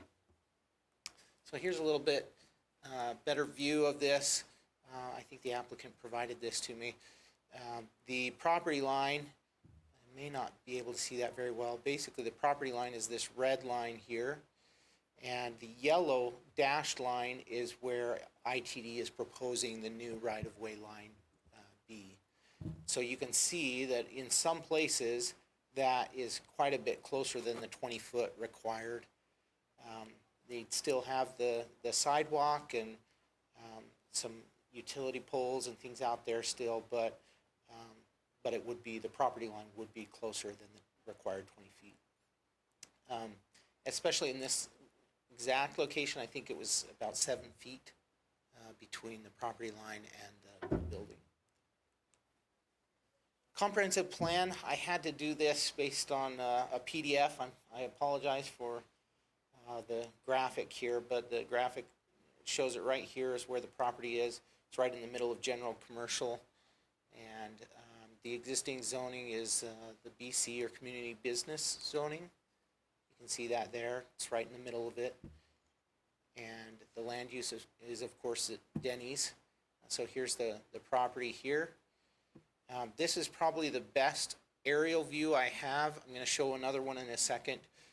There's also another property right here that is Tex Trailer Parts, and it looks almost like a commercial or industrial warehouse type building in that location. The Maverick here, the Jacksons here, and the Nampa Inn just to the north. Those are the land uses in the area. Again, like I said, this has been redeveloped, and that's where the Maverick would be. It's 0.65 acres. Utilities are already there. Transportation access is already there off of Shannon Drive. Applicable regulations. So variances require that the applicant argue before council that there is an undue hardship on the property and that should be related to the property size or shape. And I highlighted at the bottom there, the purpose of a variance is to provide a fair treatment and to see that individuals are not penalized because of site characteristics beyond their control. I think we could say that purchase of right-of-way is beyond their control in this situation. 1024-2 outlines the different conditions for variances as well. States that City Council can approve it for front yard setbacks. And I've highlighted several key components there that need to be assessed or adopted as your findings for whether if you approve the variance in this case. maybe the one I would point out is that second one there. There are extraordinary site characteristics applicable to the property involved. So you could argue that the shape of and the size of the property, because of the right-of-way expansion, may be those extraordinary site characteristics. And then 1016.5 is the condition that we have 20 feet as a setback in the front yard. Correspondence, I just received it from engineering, and they just asked that this variance apply to the existing structure and its current footprint, basically. And that's what they've requested as well. So if council believes that there's no real topographical hardship associated with this variance, then you would need to find that the unique site circumstances exist. And as I've stated, you may want to consider the expansion of the roadway right-of-way as part of that, and that it constitutes a hardship for the property owner. Recommended conditions, as has been stated and in your staff report, and then here's the potential motion for your consideration, and I would stand for questions. Mayor Kling, not necessarily a question on this particular request, but I'm thinking about, I've been quite some time now, is that we were getting variances almost every council hearing, and when you have I would think that when we have a situation like this, or any of them actually, to me this is not a hardship. But I think we should make it simpler, Mayor, to not necessarily have the applicants come before the council every time they want a variance, but to put that in our ordinances where it makes it easier and simpler, that which will be granted either way within the ordinance codes is changed. And maybe that's something that Doug can get into, or legal, but I'm thinking, shouldn't we be doing something instead of, when these developers want something, the easy thing to do is get a variance. And it would be easier if we just say, look, here's the parameters, and you have your variance already based on our new code of ordinances. I mean, I'm just throwing it out there, Mayor. I think it's a good comment, and I would just say it's so noted. I think Doug will so note that and then bring it back. I think that's a good comment. Thank you. Thank you. Mayor? Yes. Thank you. Rodney, when you were showing us the picture of the existing property and where their property line is and where it would be with the reduced setback, and north side is a major arterial, traffic does not exactly go at 20 miles an hour there, is that not a safety concern? I guess I'd look to engineering for that. Sorry, Daniel.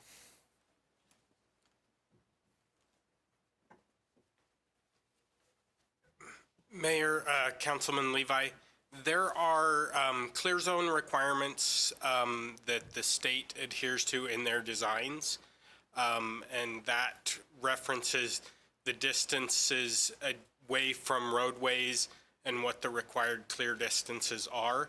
I have not specifically reviewed this, but I would believe that the state has reviewed that as they look at their design, and that it would comply with the required clear distances in the AASHTO standards. And I do appreciate your explanation on that. As I'm looking at the purpose of applicant explanation, if we don't grant it, it's under the threat of eminent domain. So, I mean, it's you do or you don't. And it really does concern me that there's only 7 feet between where people are sitting in that restaurant.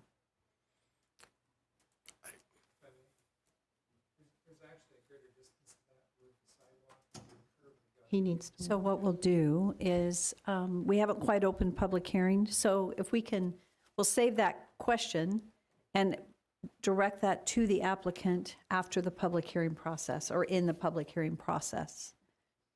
So are there any other questions for Rodney? Sandy, can you ask Rodney that question? I did. Okay. No, but you didn't answer it. So Rodney, go ahead and provide response to that, if you know the answer to that. A couple of things. Just the distance between this side, Shannon Drive, and the building is going to help alleviate some of that.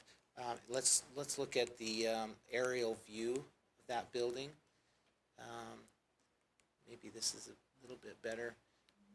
There's some distance between this portion here that might help alleviate some of that concern. And then again, I totally agree with Daniel that the ITD is looking at this in detail and assessing, because this is their project. So I would argue that provides me some assurances. Yes, Mayor? Councilman Bauer. It's pretty close to a light, isn't it? So how far is that light? Or am I mistaken? Are you talking about 6th? Right. Right here. It is. And then the one off the freeway too, right? There's the, Is there another light right there? Oh, right here at the on-ramps. That's right. So Mayor, Councilman, are you implying that'll be slower traffic? it might be slower than what we think, based on where it's at. It's just my observation. No, it's a good observation. Mayor, and that's a good point. I appreciate that you bringing that to my attention. And I'm just not sure in the redesign of that entrance and exit from the freeway exactly what that looks like, but I'm assuming there will be some kind of a stoplight or traffic control there. Okay, thank you. So Mayor, has Denny's, have they contacted you or anything? So they have been working through ITD, and ITD's consultant too is the Okay, so you've not heard any concerns from the business aspect? Okay. The only concern that I've heard is that when I suggested that they could move forward, it is a legal non-conforming use if right-of-way is taken. Then they could still move forward with the Denny's there, and I could write a letter there. They just wanted to confirm, absolutely, no questions asked, that in the future they sell the property, it would still be able to be used. Okay, thanks. Thank you. Okay. If there are no further questions for Rodney, this is a public hearing, and actually, the only person we had signed up to testify was Todd Kaiser. Did I get that right? Okay. Mr. Kaiser, so is there anyone here that had intended to speak to this issue this evening? Okay, so seeing none, would you like to come back up and we can have you wrap our discussion? Sure. If you don't mind, we could ask you any additional questions. You could speak to what you know regarding the setback there. Well, I think the one point is that there is a sidewalk there, and there is curb and gutter. So although it looks like it's closer to the building, it is. It's obviously closer than what you'd ideally like to have, but there is a pretty decent buffer there. And the other thing is, between the state's appraisal on the property and the review appraisal, there were no damages assessed to the taking. So the appraiser and the review appraiser, both professionals, obviously in their fields, decided there was nothing as far as further damages to the property. So those are the two things I would point out. Okay, counsel, do you have any questions for our applicant? Okay, seeing none, thank you so much. And so with that, I would stand for a motion to close public hearing. Okay. Second. It's been moved and seconded. All in favor? Aye. Okay, counsel. I'll go ahead and make the motion, and I'll make the motion that we approve the variance as stated, and also the right-of-way plans by ITD with the conditions. I believe there was 2 conditions of approval that I read. Thanks. Second. It's been moved and seconded. Is there any further discussion? Seeing none, roll call. Rodriguez? Yes. Levi? Yes. Bauer? Yes. Mucci? Yes. Brunner? Yes. Okay, item 6.5 on the agenda is an action item. This is a zoning map amendment from residential professional to community business for a used auto sales lot at 924 16th Avenue South. This is Lot 12 and Block 31 of the Waterhouse Edition and a portion of 10th Street South, which is formerly Ash Street, as shown on the official plat of the Waterhouse Edition, comprising of 0.31 acres for James Newell. And the Planning and Zoning Commission has recommended approval. Is our applicant James Newell here this evening? Good evening. Thank you for coming up and restating your name and address. I'm James Newell. I'm the owner at 924 16th Avenue South. And here's a picture, overhead picture of the property itself, and requesting a rezone from RP to BC on this property. In order to do what I am trying to plan to do is put a used car lot there. In order to do that, it needs to be zoned BC in order to do that. The Holly Shopping Center is directly to the south of it, south of Roosevelt. That was zoned BC back in 1963. Catty corner of that, there's now a tire store, also zoned BC as well. Oh, thank you. As you can see, the subject property outlined in the red line there in RP, and it's BC on the north, and then of course 2 blocks to the, 2 blocks to the north is BC, and then directly to the south is BC as well.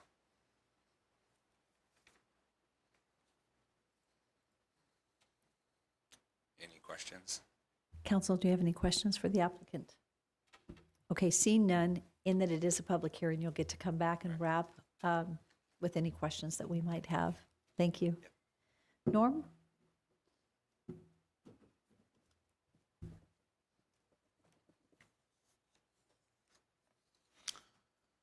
General information, this property is zoned RP presently. You can see the boundaries of that existing RP zone.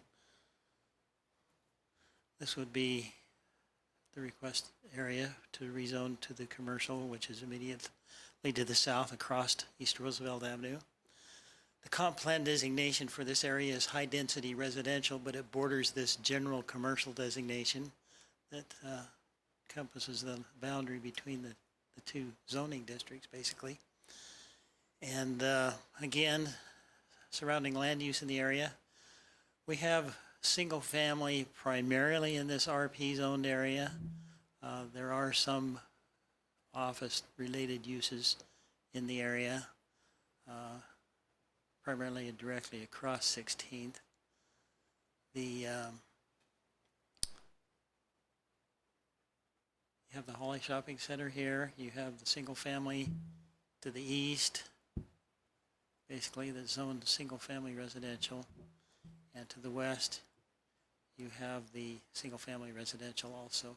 These aren't quite right on the zoning. I don't know what happened there. This is actually RD to the west here. And east you have, well, I guess we're going from this property actually. That's why that says that.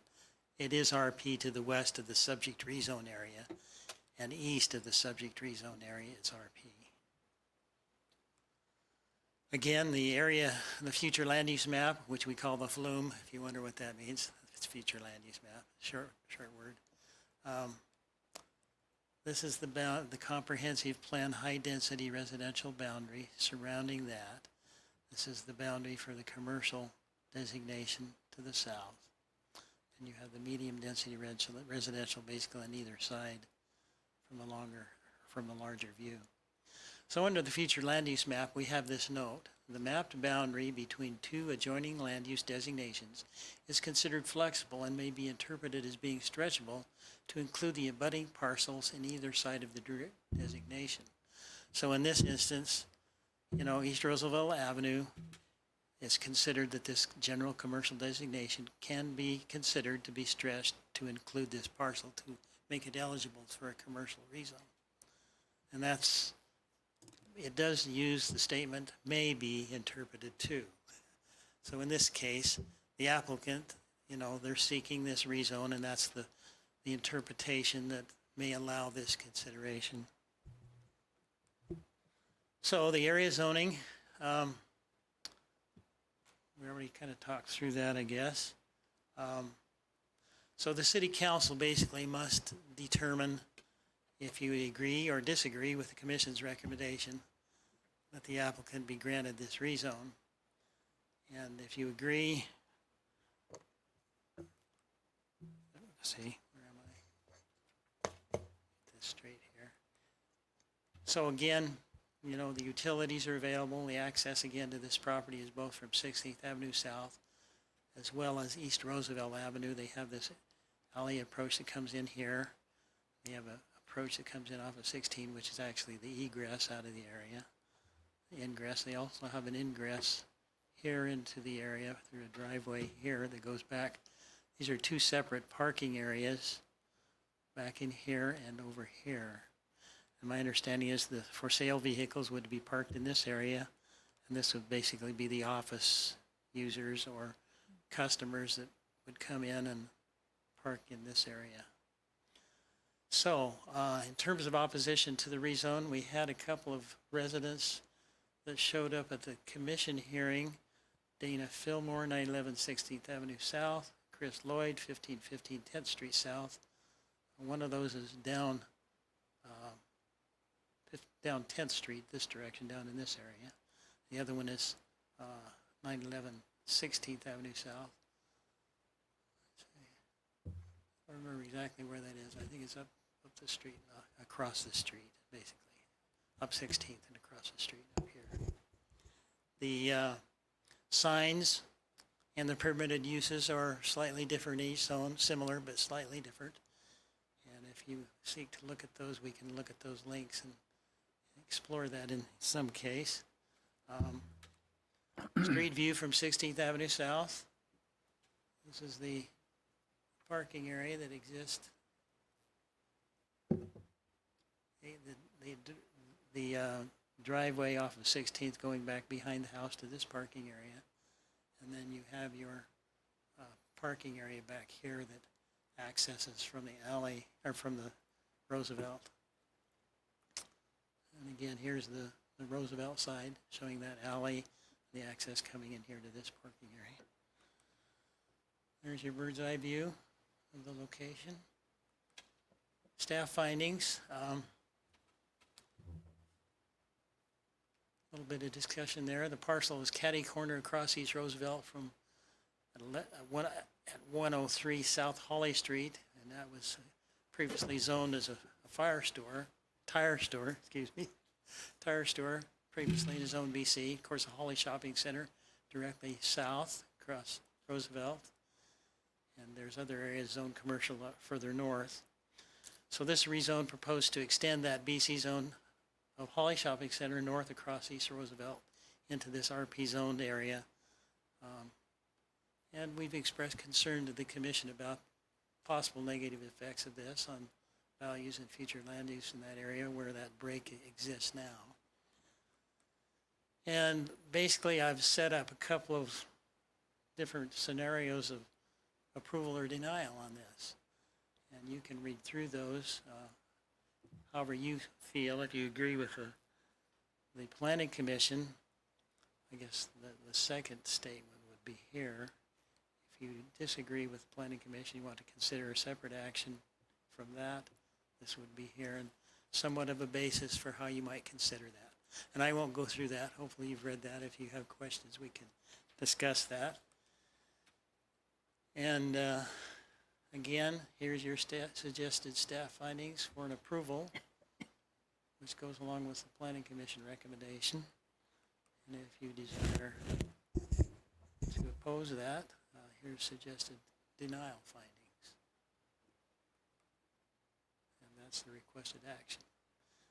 If you seek to approve, then the recommended condition would be a certificate of occupancy shall be required prior to the auto sales lot occupancy.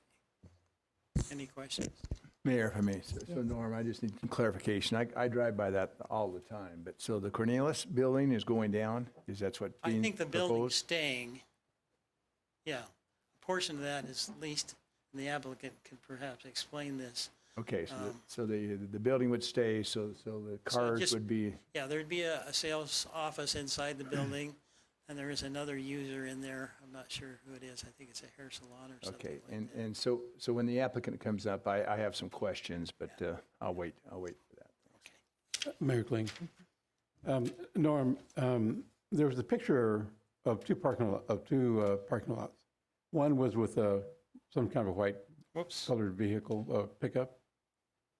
And then there was another parking lot just north, okay, that one right there. Right. Who owns that parking lot? That's the owner of of this property. Oh, okay. That lot, as I understand, basically where the sale vehicles would be placed, as I understand. I see. And then there's another one in the back. And the back one is where the customers and, you know, those utilizing the owner parking the Okay. vehicles back there. That's the only question I had. Thank you. Councilman Bauer? Norm, can you point out where the tire shop, or Yeah. my office is around the corner too, or more on 12th, but can you point out exactly where that tire? I guess that bird's eye view would probably show you the best shot of that. Yeah, the tire store is right. Yeah. Right there. That's a Holly Shopping Center parking lot right there. Roosevelt. Yes. Norm, is there an anticipation to extend that parking lot or leave it as is for the cars? I to believe be it's just staying as is. Nothing physically will change on the property other than the occupancy permit that's required to change the use of a portion of the property. And you'll see the cars out there filling that parking lot for sale. Could you a reminder, the rest of the area, I'm looking at the zoning map, around that is residential, is that correct? Residential professional is in that entire area there. Yeah, I believe that's the case. Okay, and across the street to your west? To the west, that is, go back to the zoning map. That is all RP, residential professional. So this is the 16th Avenue here. It's a block deep residential professional on the west side of 16th. And then it goes residential professional, that's a half block, excuse me. A block and a half, southeast this direction. And everything else is residential then, except for this Further one? west, and Yeah. the orange and the yellow are the RS6 RD zonings. Mayor? Yes.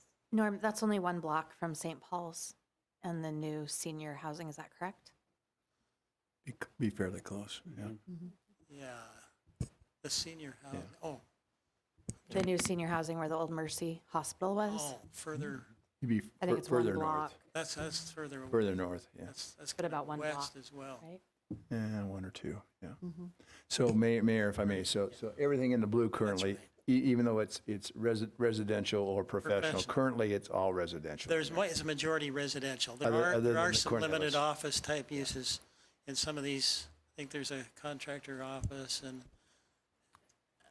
one Okay. location, yeah, but it's very limited, yeah. Primarily residential. Are there any other questions for Norm?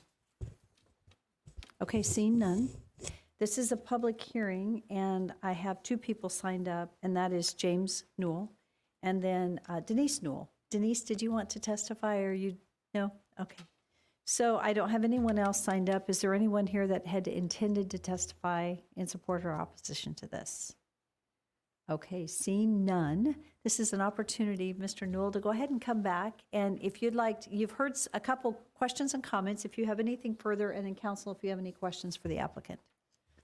Yeah, so like Norm stated, it is zoned RP. That property actually hasn't had a residential tenant or residential owner in there for over 20 years.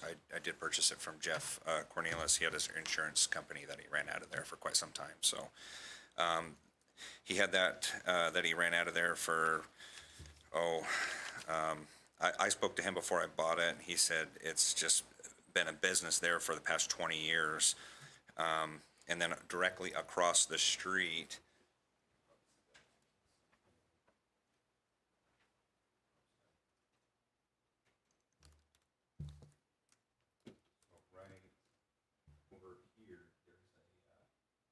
property there that has a signage out front and is being used for a business as well.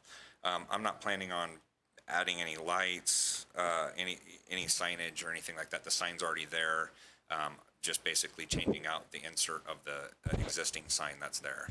And then, of course, using the pre-existing building that's there. There is a 2-car detached garage on the property, as you can see toward the back, and that's staying as well. So not any changes. I know it's a small lot, but it is a corner lot there, so I think that would be ideal for what I'm trying to use it for. Mayor, if I may, and I get pretty upfront here.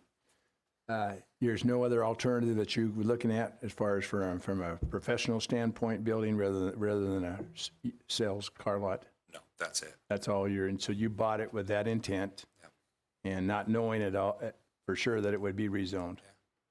Okay. I hate to deny businesses, new businesses and people putting their money out there and whatever. I just don't think this fits in that area currently. I realize it's close to Holly Shopping Center, but if it's a professional building where you're using it for something that Jeff was like using it for, I would have no problem. But setting used cars in that area and so on. Just in the parking lot there. Yeah, I understand. But I mean, how many, let me get a little more, how many cars are you thinking about You're having? probably looking at 15 total on there. Okay. So, like I said, it's a small lot. It's Yeah. a corner lot. It's ideal because it is have a buffer zone between there and the actual RP zone. There is a cinder block fence on the property line between basically right here. There's a cinder block fence right here. And again, just utilizing that corner lot.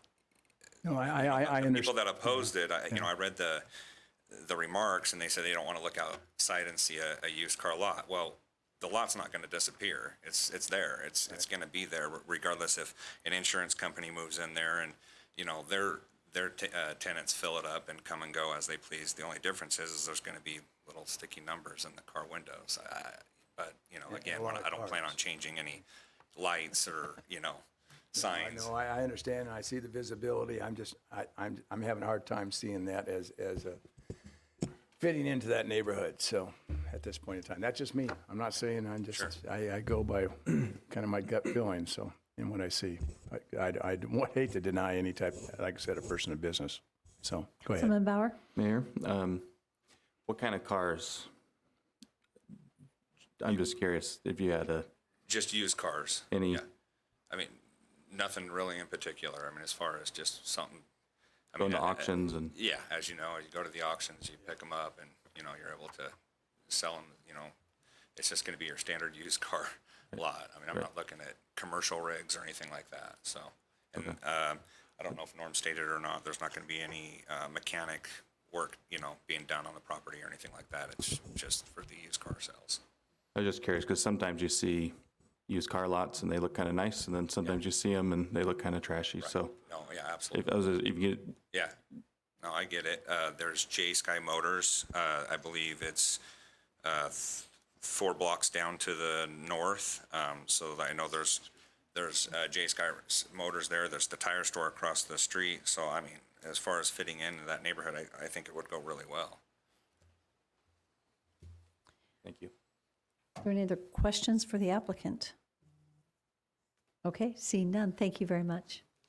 So I would stand for a motion to close public hearing. So move. Second. All in favor? Aye. Okay, what is the will of the council? Mayor? May I go ahead? Yes. Okay, thank you, ma'am. When I look at the current zoning where it's residential professional, and I think about driving up and down 16th and through Holly in that area, it is residential and it is professional. So we have a lot of our existing houses that are being used for professional services. However, there is a limit to those type of professional services. They might be financial, they might be legal. You have an architect down the way there, and a hairdresser, et cetera. And then it is surrounded by residential. And one of the things is I'm looking about the requested action is where it says BC Community Business Industrial.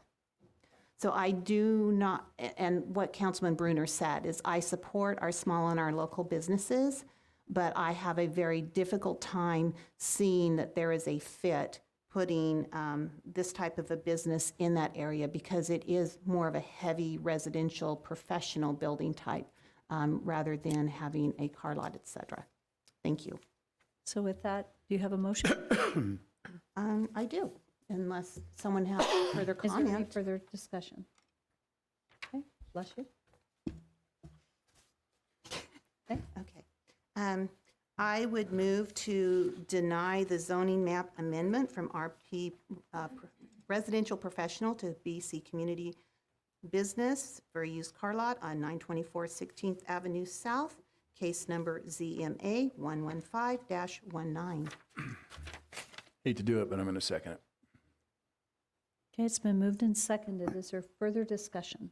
Mayor Kling, you know, usually on situations like this, when I see that it may not fit within the zoning, that we're going to be doing a spot zoning on this one. But you know what? That's a tough area. Anytime you can bring businesses into another area like this one, I'm going to have to agree with the applicant.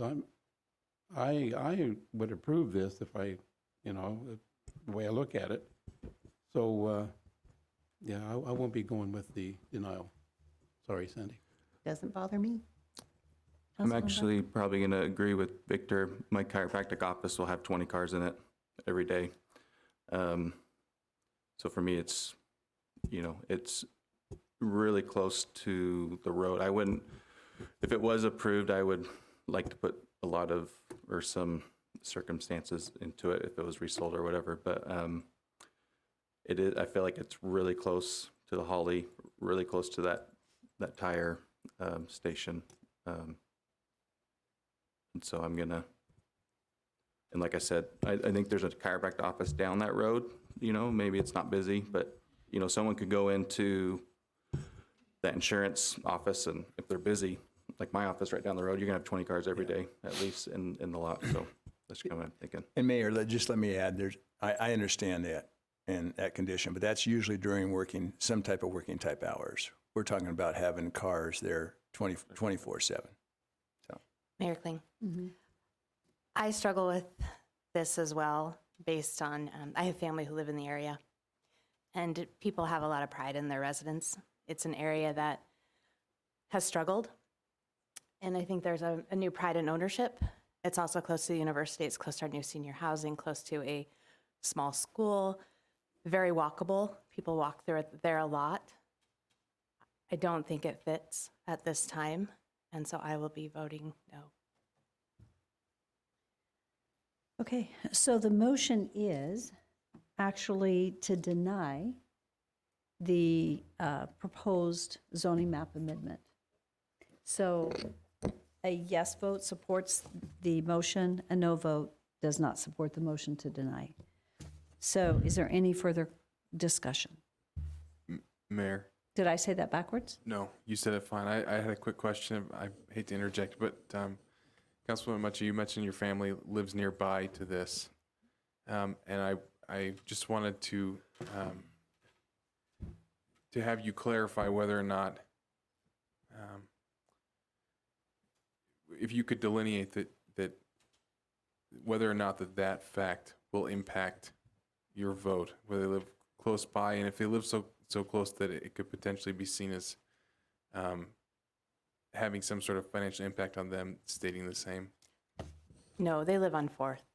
It's just the area and understanding how I think residents are revitalizing where they live and feeling a little pride.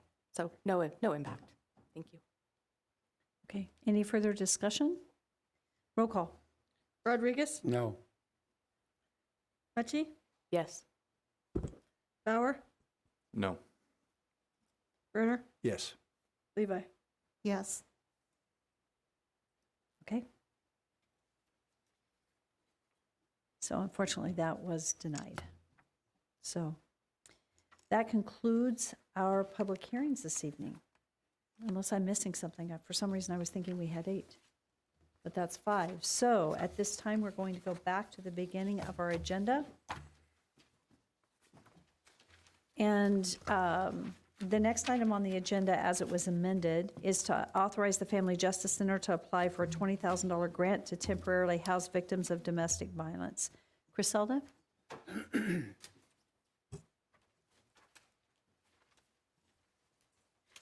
Thank you, Mayor, City Council. I did write a little justification for the late submission of my request, so if I can hand that to you and have it go over. And I did sanitize before I come up here, so these papers. I was pretty concerned about it. Thank you. We know where you've been for the last 2 hours. Thank you. I'll share mine. No, I'll share mine. You can email later. me. Fine.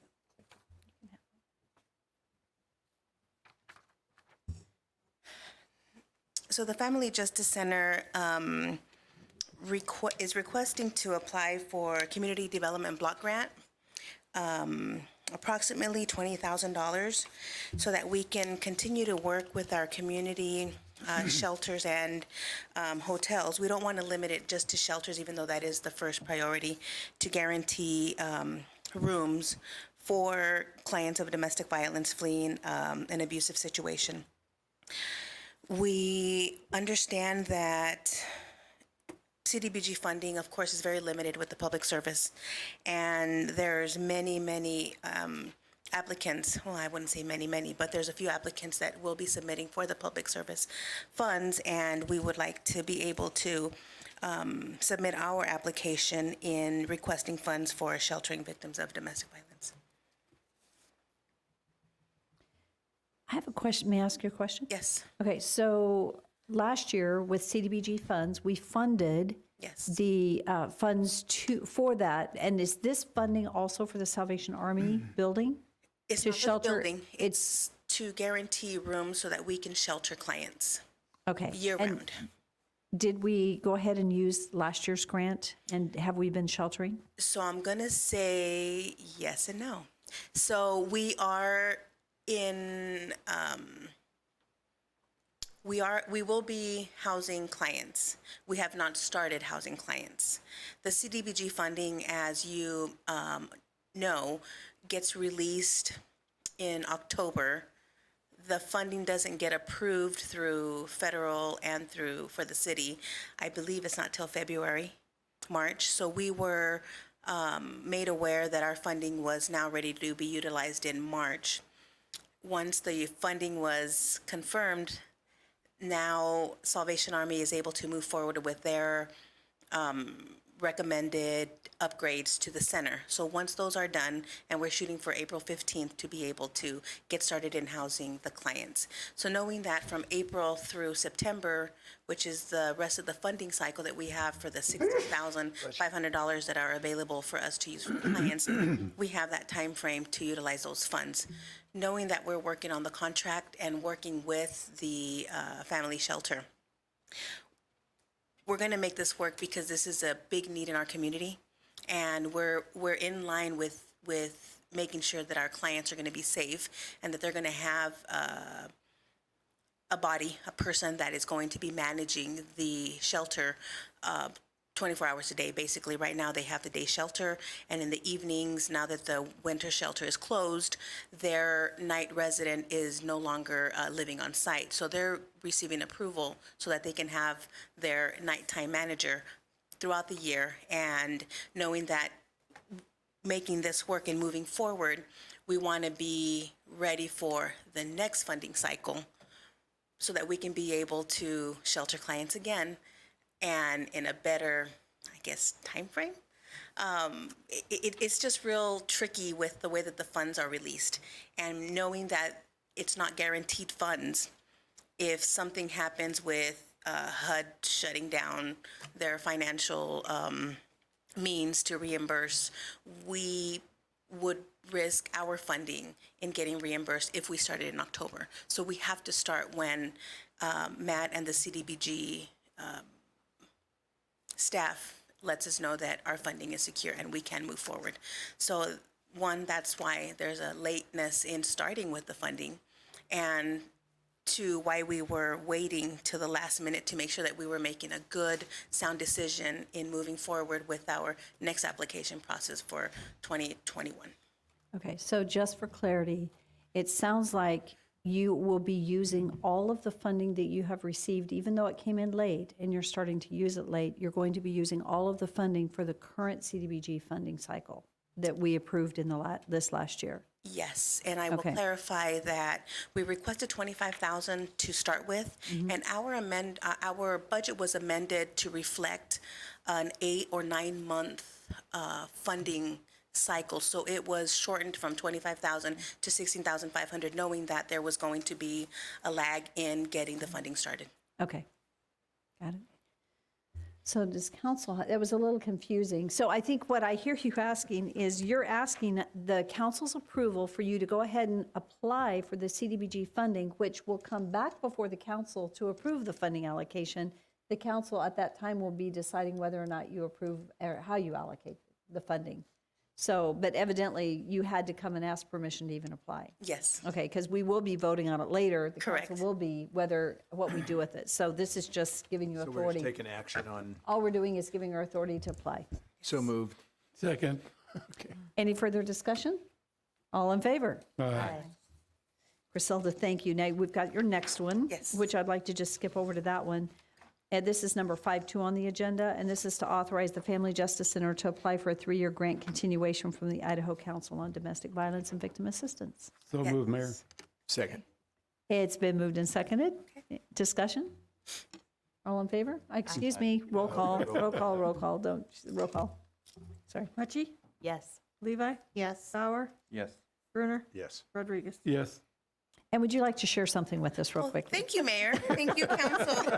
I did want to make sure, because I know Ed from Finance did email me and said, you do realize that 3 full-time employees costs us over $400,000 just for that alone. And if you're thinking that this is for 3 years, that's not going to be enough money. And so I promptly emailed him back and said, what I meant to say is we're applying for approximately $400,000 for 1 year, and this is a 3-year continuation, so it's a $1.2 million ask for the grant cycle. So I just wanted to make that clear that we've gone through numbers and we're still crunching numbers, and it's very approximate, but it will happen, and that'll secure a lot of full-time funded positions that are grant funded and contracts for the Justice Center. So that's just a great thing to have. Good for you. Thank you. Great, thank you so much. And Thank Mary Ann, you've decided not to move, right?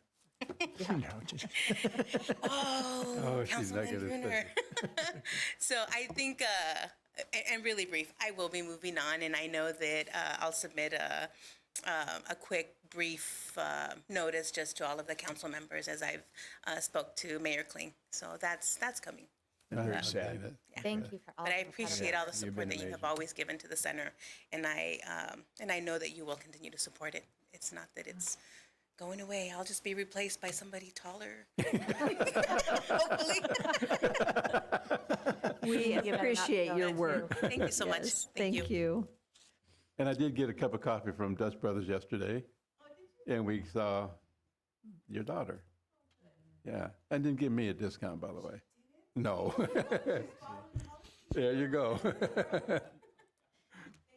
Okay, so we're going back to 5.1 on the agenda now. This is the reappointment of Roger Volker to Lawrence Manning to the Nampa Arts and Preservation Commission. And they've asked both to continue to serve, and the committee could use their continuation also. So I'd stand for a motion. I'll make the motion to approve them, Mayor. Any discussion? They've been, how long, and it probably says here, how long have they been serving? Have they been, any idea? Do you know that, Councilwoman? I know they've been at least one prior term. I think it is one prior term, and is it 3 years?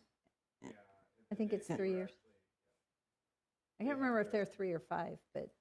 Sorry, yeah, 3-year terms, they both have their 2 3-year terms. So 6 years. Are you good? Yeah. Good. Okay, and we have, and currently on these type of positions, we don't have like a term limits, right? Yep. I'm just curious. I don't We think actually did. voted on this to change. We had an amendment to change this term limit on this commission. what I was- And ended it because we needed them to stay, and I'll let Rick speak to it. Yeah, no, that's great. It's the only board and commission that had term limits. That's what I was, okay. And so it was 2 3-year term limits, and actually, and I forgot whether it was in Lawrence's case, Mr. Manning or Volker, one of them, when they started, it staggered. So there was a 1-year term, 2-year term, 3-year term to stagger them, and then it was followed by a 3-year term. And actually, I think one of them has only served 4 years total, and they're being term limited off. And so there's a significant investment made in these board members, a financial investment, to train them and prepare them because they are making decisions that affect grant funding, and these two gentlemen are involved in that process. So Okay, thanks.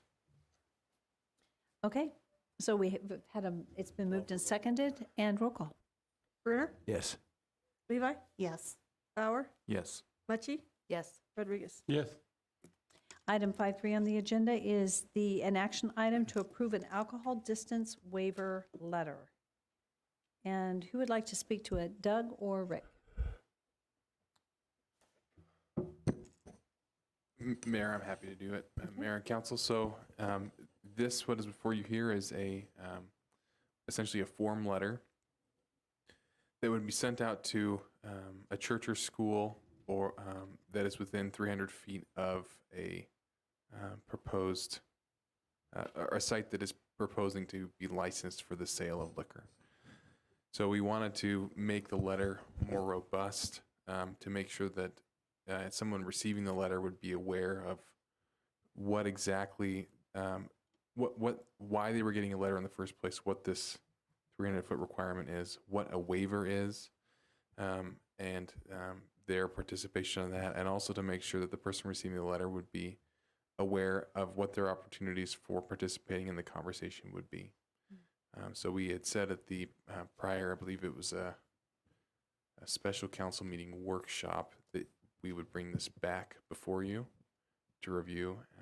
And so this is what we have come up with. Thank you. I'll make the motion to accept the letter as written. Second. Is there discussion?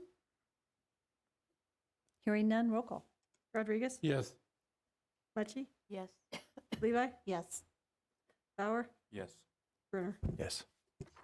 Item 5.4 on the agenda is an action item to authorize Fleet Services Division Superintendent on behalf of the Nampa Fire Department to sign three-year lease contracts for 9 various fiscal year 2020 Nissan vehicles for the Nampa Fire Department administration and inspector staff, and this is approved in the FY 2020 budget. I'll make the motion, Mayor. I'll second, and then just have a question. Doug, you've Discussion? reviewed this. Mayor, I'm sorry.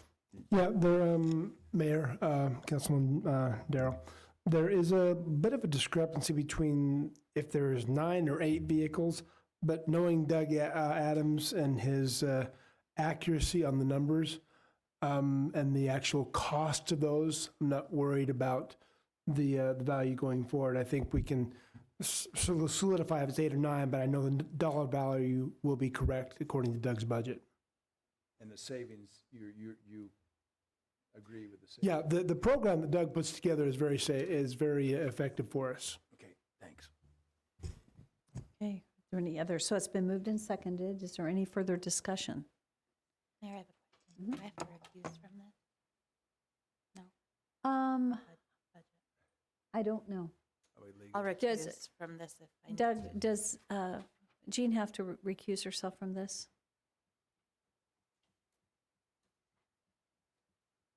It might be wise to.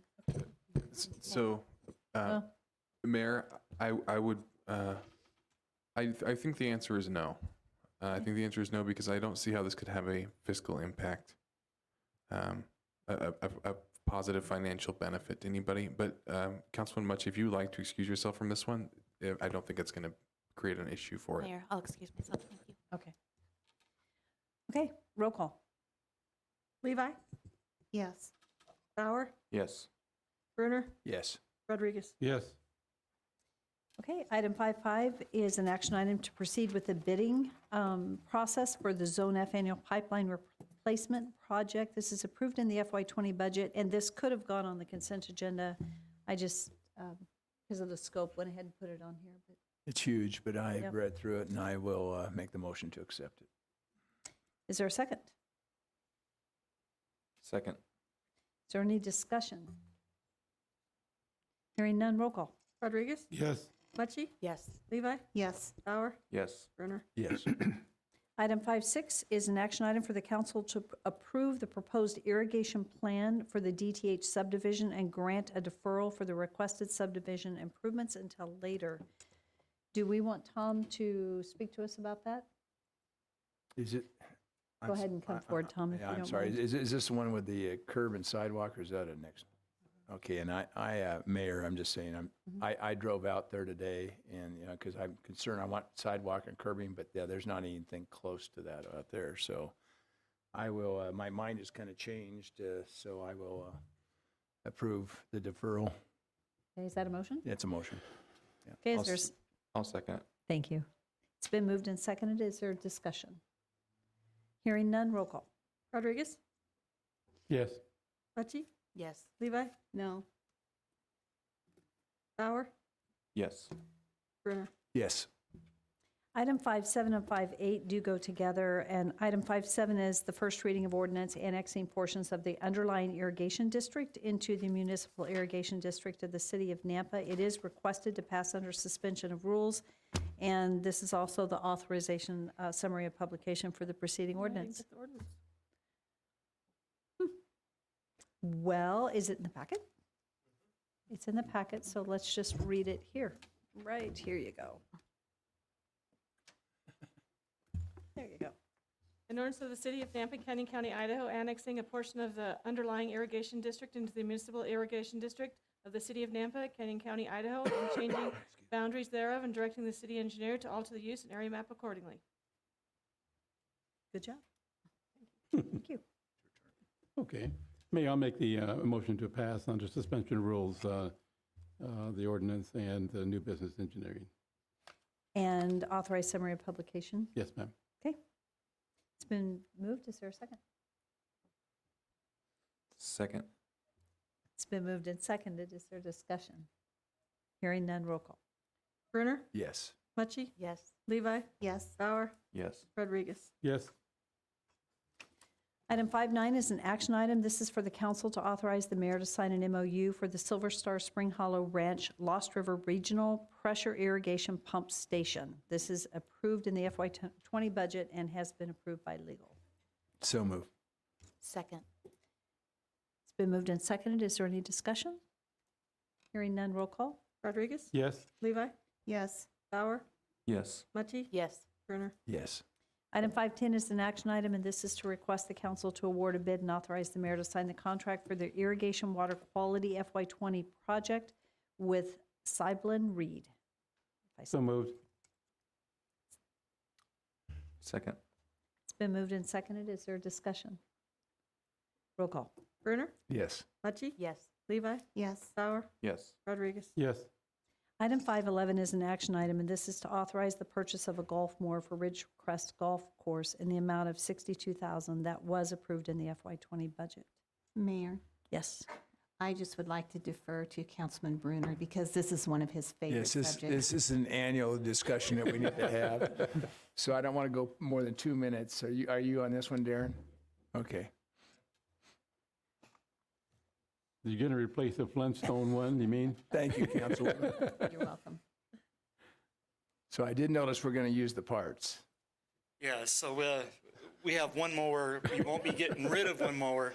We'll combine those and use as parts. You will see on this particular mower, it's a used mower. It's about The one that you're buying. Yeah, it's You guys about saw that. it's a demo mower, and so they looked around pretty hard for it. So Mayor, any idea, Darren, what a new one costs? What are we saving here? 5,000. Okay. And this old mower, have you, I'm being, So the- I'm 8:30, I'm being a little here. Yeah. Have you been on that old mower? It just doesn't run well, or what? So what happens is they once they get old, you can't get parts for them, and it has over 4,000. And so we have two mowers that are very similar. So we'll keep that one mower, and then they'll part them together as they repair to get a couple more years out of them. Okay. Mayor Kling. It's a lot, yes. So Darren, you said there was a $5,000 difference between this mower used and a new one? Correct. So why are we doing the new one then? Yeah, why are we buying the new one then? Well, this one only has 50 hours on it. It was a demo, and so we felt like it's just slightly used, and so Okay, so it's it's a basically demo. brand new then, yeah. Yeah. Okay, But it, thanks, Colby. Are there any further questions? I'm good with it. Am I good for another year? You're good for another year, and I hope you take the motion. We don't Should want to Victor deprive pay for you. it with all the golf he plays? I think I do. You know, I think I'm going to wait another year before I make a motion on a mower, so if somebody else would take that, I appreciate it. Make a motion to approve purchase of the mower. Okay, it's been moved. Is there a second? She's not even a golfer. It's been moved and seconded. Is there any further discussion? Hearing none, roll call. Rodriguez? Yes. Brunner? Yes. Oh, Bauer? there you go. Yes. Levi? Yes. Yes. You got him to turn, Sandy. Thank you, Darren. 512's action item to authorize Parks and Rec to purchase playground system for Lions Park in the amount of $69,294.99. Should have stayed up. Wow. Funded by CDBG and approved in the FY20 budget. I'm going to make the motion to approve this one. Second. It's been moved and seconded. Is there discussion? Mayor, may I have clarification? And perhaps I just overlooked something in reading it. I remember, I believe it was last year, that there was some equipment, the new equipment had been vandalized or damaged or fire or something. So I'm not really sure what equipment we're looking at that we're putting a new structure in, because I would think the other one would have been covered by insurance. So I am probably not clear on my facts. Yes, Mayor, Councilwoman Levi, the equipment that was vandalized last year was the new playground on the north part of the park at Lions Park. This playground structure is the playground system right adjacent to the swimming pool at the south end of the park. Thank you. Thank you. And so, Mayor, if I may, so I mean, I know it's run down. I've seen that equipment. So I'm just, I guess, inquiring, what's the reason we need two different areas? I realize it's right close to the swimming pool so kids can swim. And I mean, what's the reasoning, I guess, is what I'm looking for. Historically, Lions Park is one of Nampa's larger acreage parks, and historically there has been two play structures there. They were both old and beyond their life expectancy. I know that. So when we applied for the CDBG funding, it was identified as the highest need placement in the system. Thanks. Is it across the street? It is it is south of Winther Boulevard, right adjacent to the swimming pool on Davis. Right, and the other one is on the other side of Winther. Yes. Is that correct? Yes. So there are two different sides of the street. Right. Really, it is a different area. Okay. Maybe. Yes. So how far are they from each other? I would say less than a quarter of a mile. Oh, so it is a quarter mile, at least. Roughly, I mean, there's not a direct linkage in the road between the two. Lions Drive follows the Phyllis Canal around to out. So that would be my estimation. Mayor Kling, one of the reasons that I quickly approved this one is because the one at Lions Park on the north side, that is basically geared for a lot of autistic children. And that is used, if you go there at 4 o'clock any day, I mean, you can verify this, that place is packed because it adheres to autistic children. And so if you can talk about that. Yeah, well, yes, Councilman Rodriguez, the playground on the north part of the park is inclusive design playground, which means it has the fall surfacing that is traversable by everybody, and many of the play components are universally accessible by most groups. This playground on the south end of the park is ADA accessible, but it is a step shy of being inclusive designed. It'll still have the engineered wood fiber wood chips as the fall material. And so the only park that these individuals can go to with their parents and families is the one on Midway and these two. So by all means, yes. Yeah. Thank you for answering our questions so well. Thank you. Is there any further? Okay, roll call. Brunner? Yes. Levi? Yes. Bauer? Yes. Mucci? Yes. Rodriguez? Yes. Item 513 is also an action item to authorize the mayor and the public works director to sign the task order with CH2M Hill Engineers for the Nampa Water System Risk and Resilience Assessment and Emergency Response Plan update, and this is approved in the FY20 budget. Would we like Tom to come speak to it?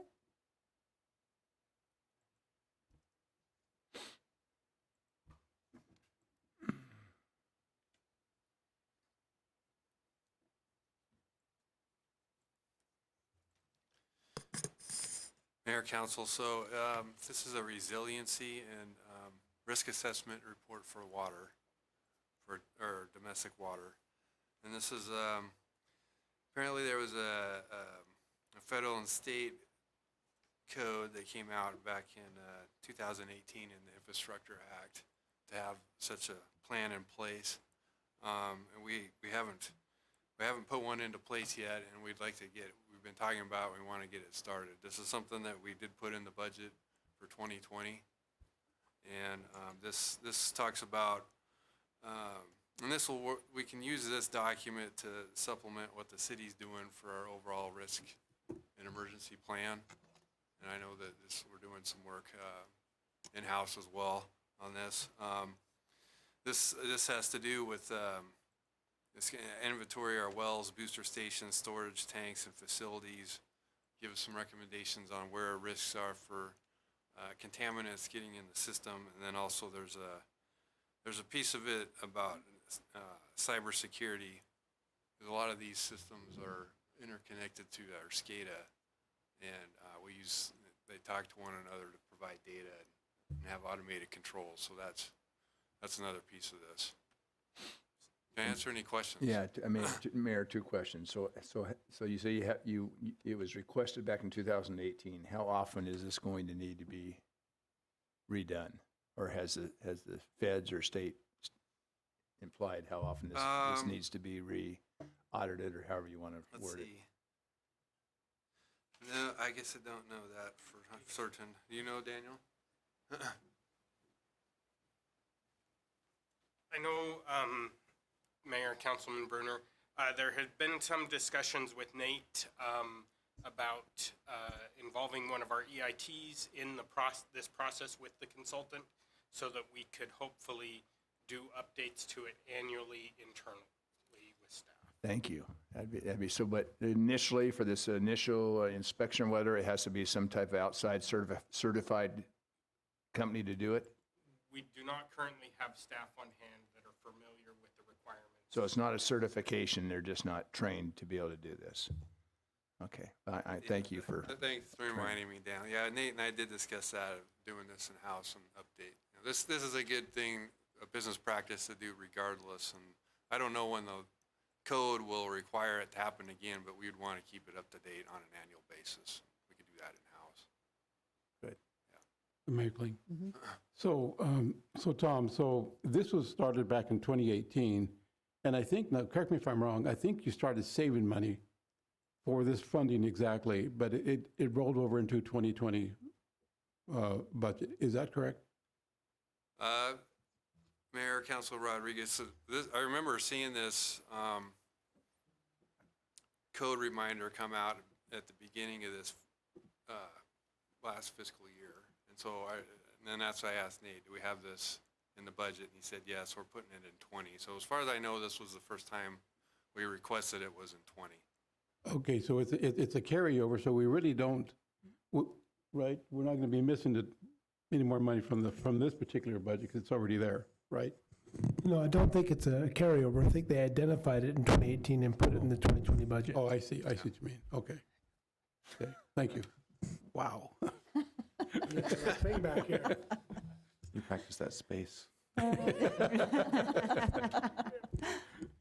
Okay, well, I will make I'll make the motion to approve this, and I just appreciate that if we're going to get somebody trained to be able to do this in future annual years. Thanks. Second. It's been moved and seconded. Is there any further discussion? Seeing none, roll call. Rodriguez? Yes. Hachi? Yes. Levi? Yes. Bauer? Yes. Bruner? Yes. And our last action item which is 514, is to authorize the mayor to sign an agreement for professional services with JUB Engineers for engineering assistance as required by the Federal Aviation Administration for Airport Improvement Program and grant funding for taxiways and taxi lanes design. This was approved in the FY20 budget and approved by legal. And this is actually funded out of airport funds, is that correct? Yeah, that's correct, Mayor.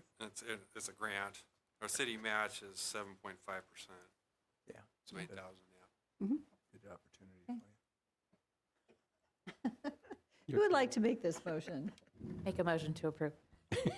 I'll second. It's been moved and seconded. Is there any further discussion? Seeing none, roll call. Brunner? Yes. Levi? Yes. Bauer? Yes. Rodriguez? Yes. Mucci? Yes.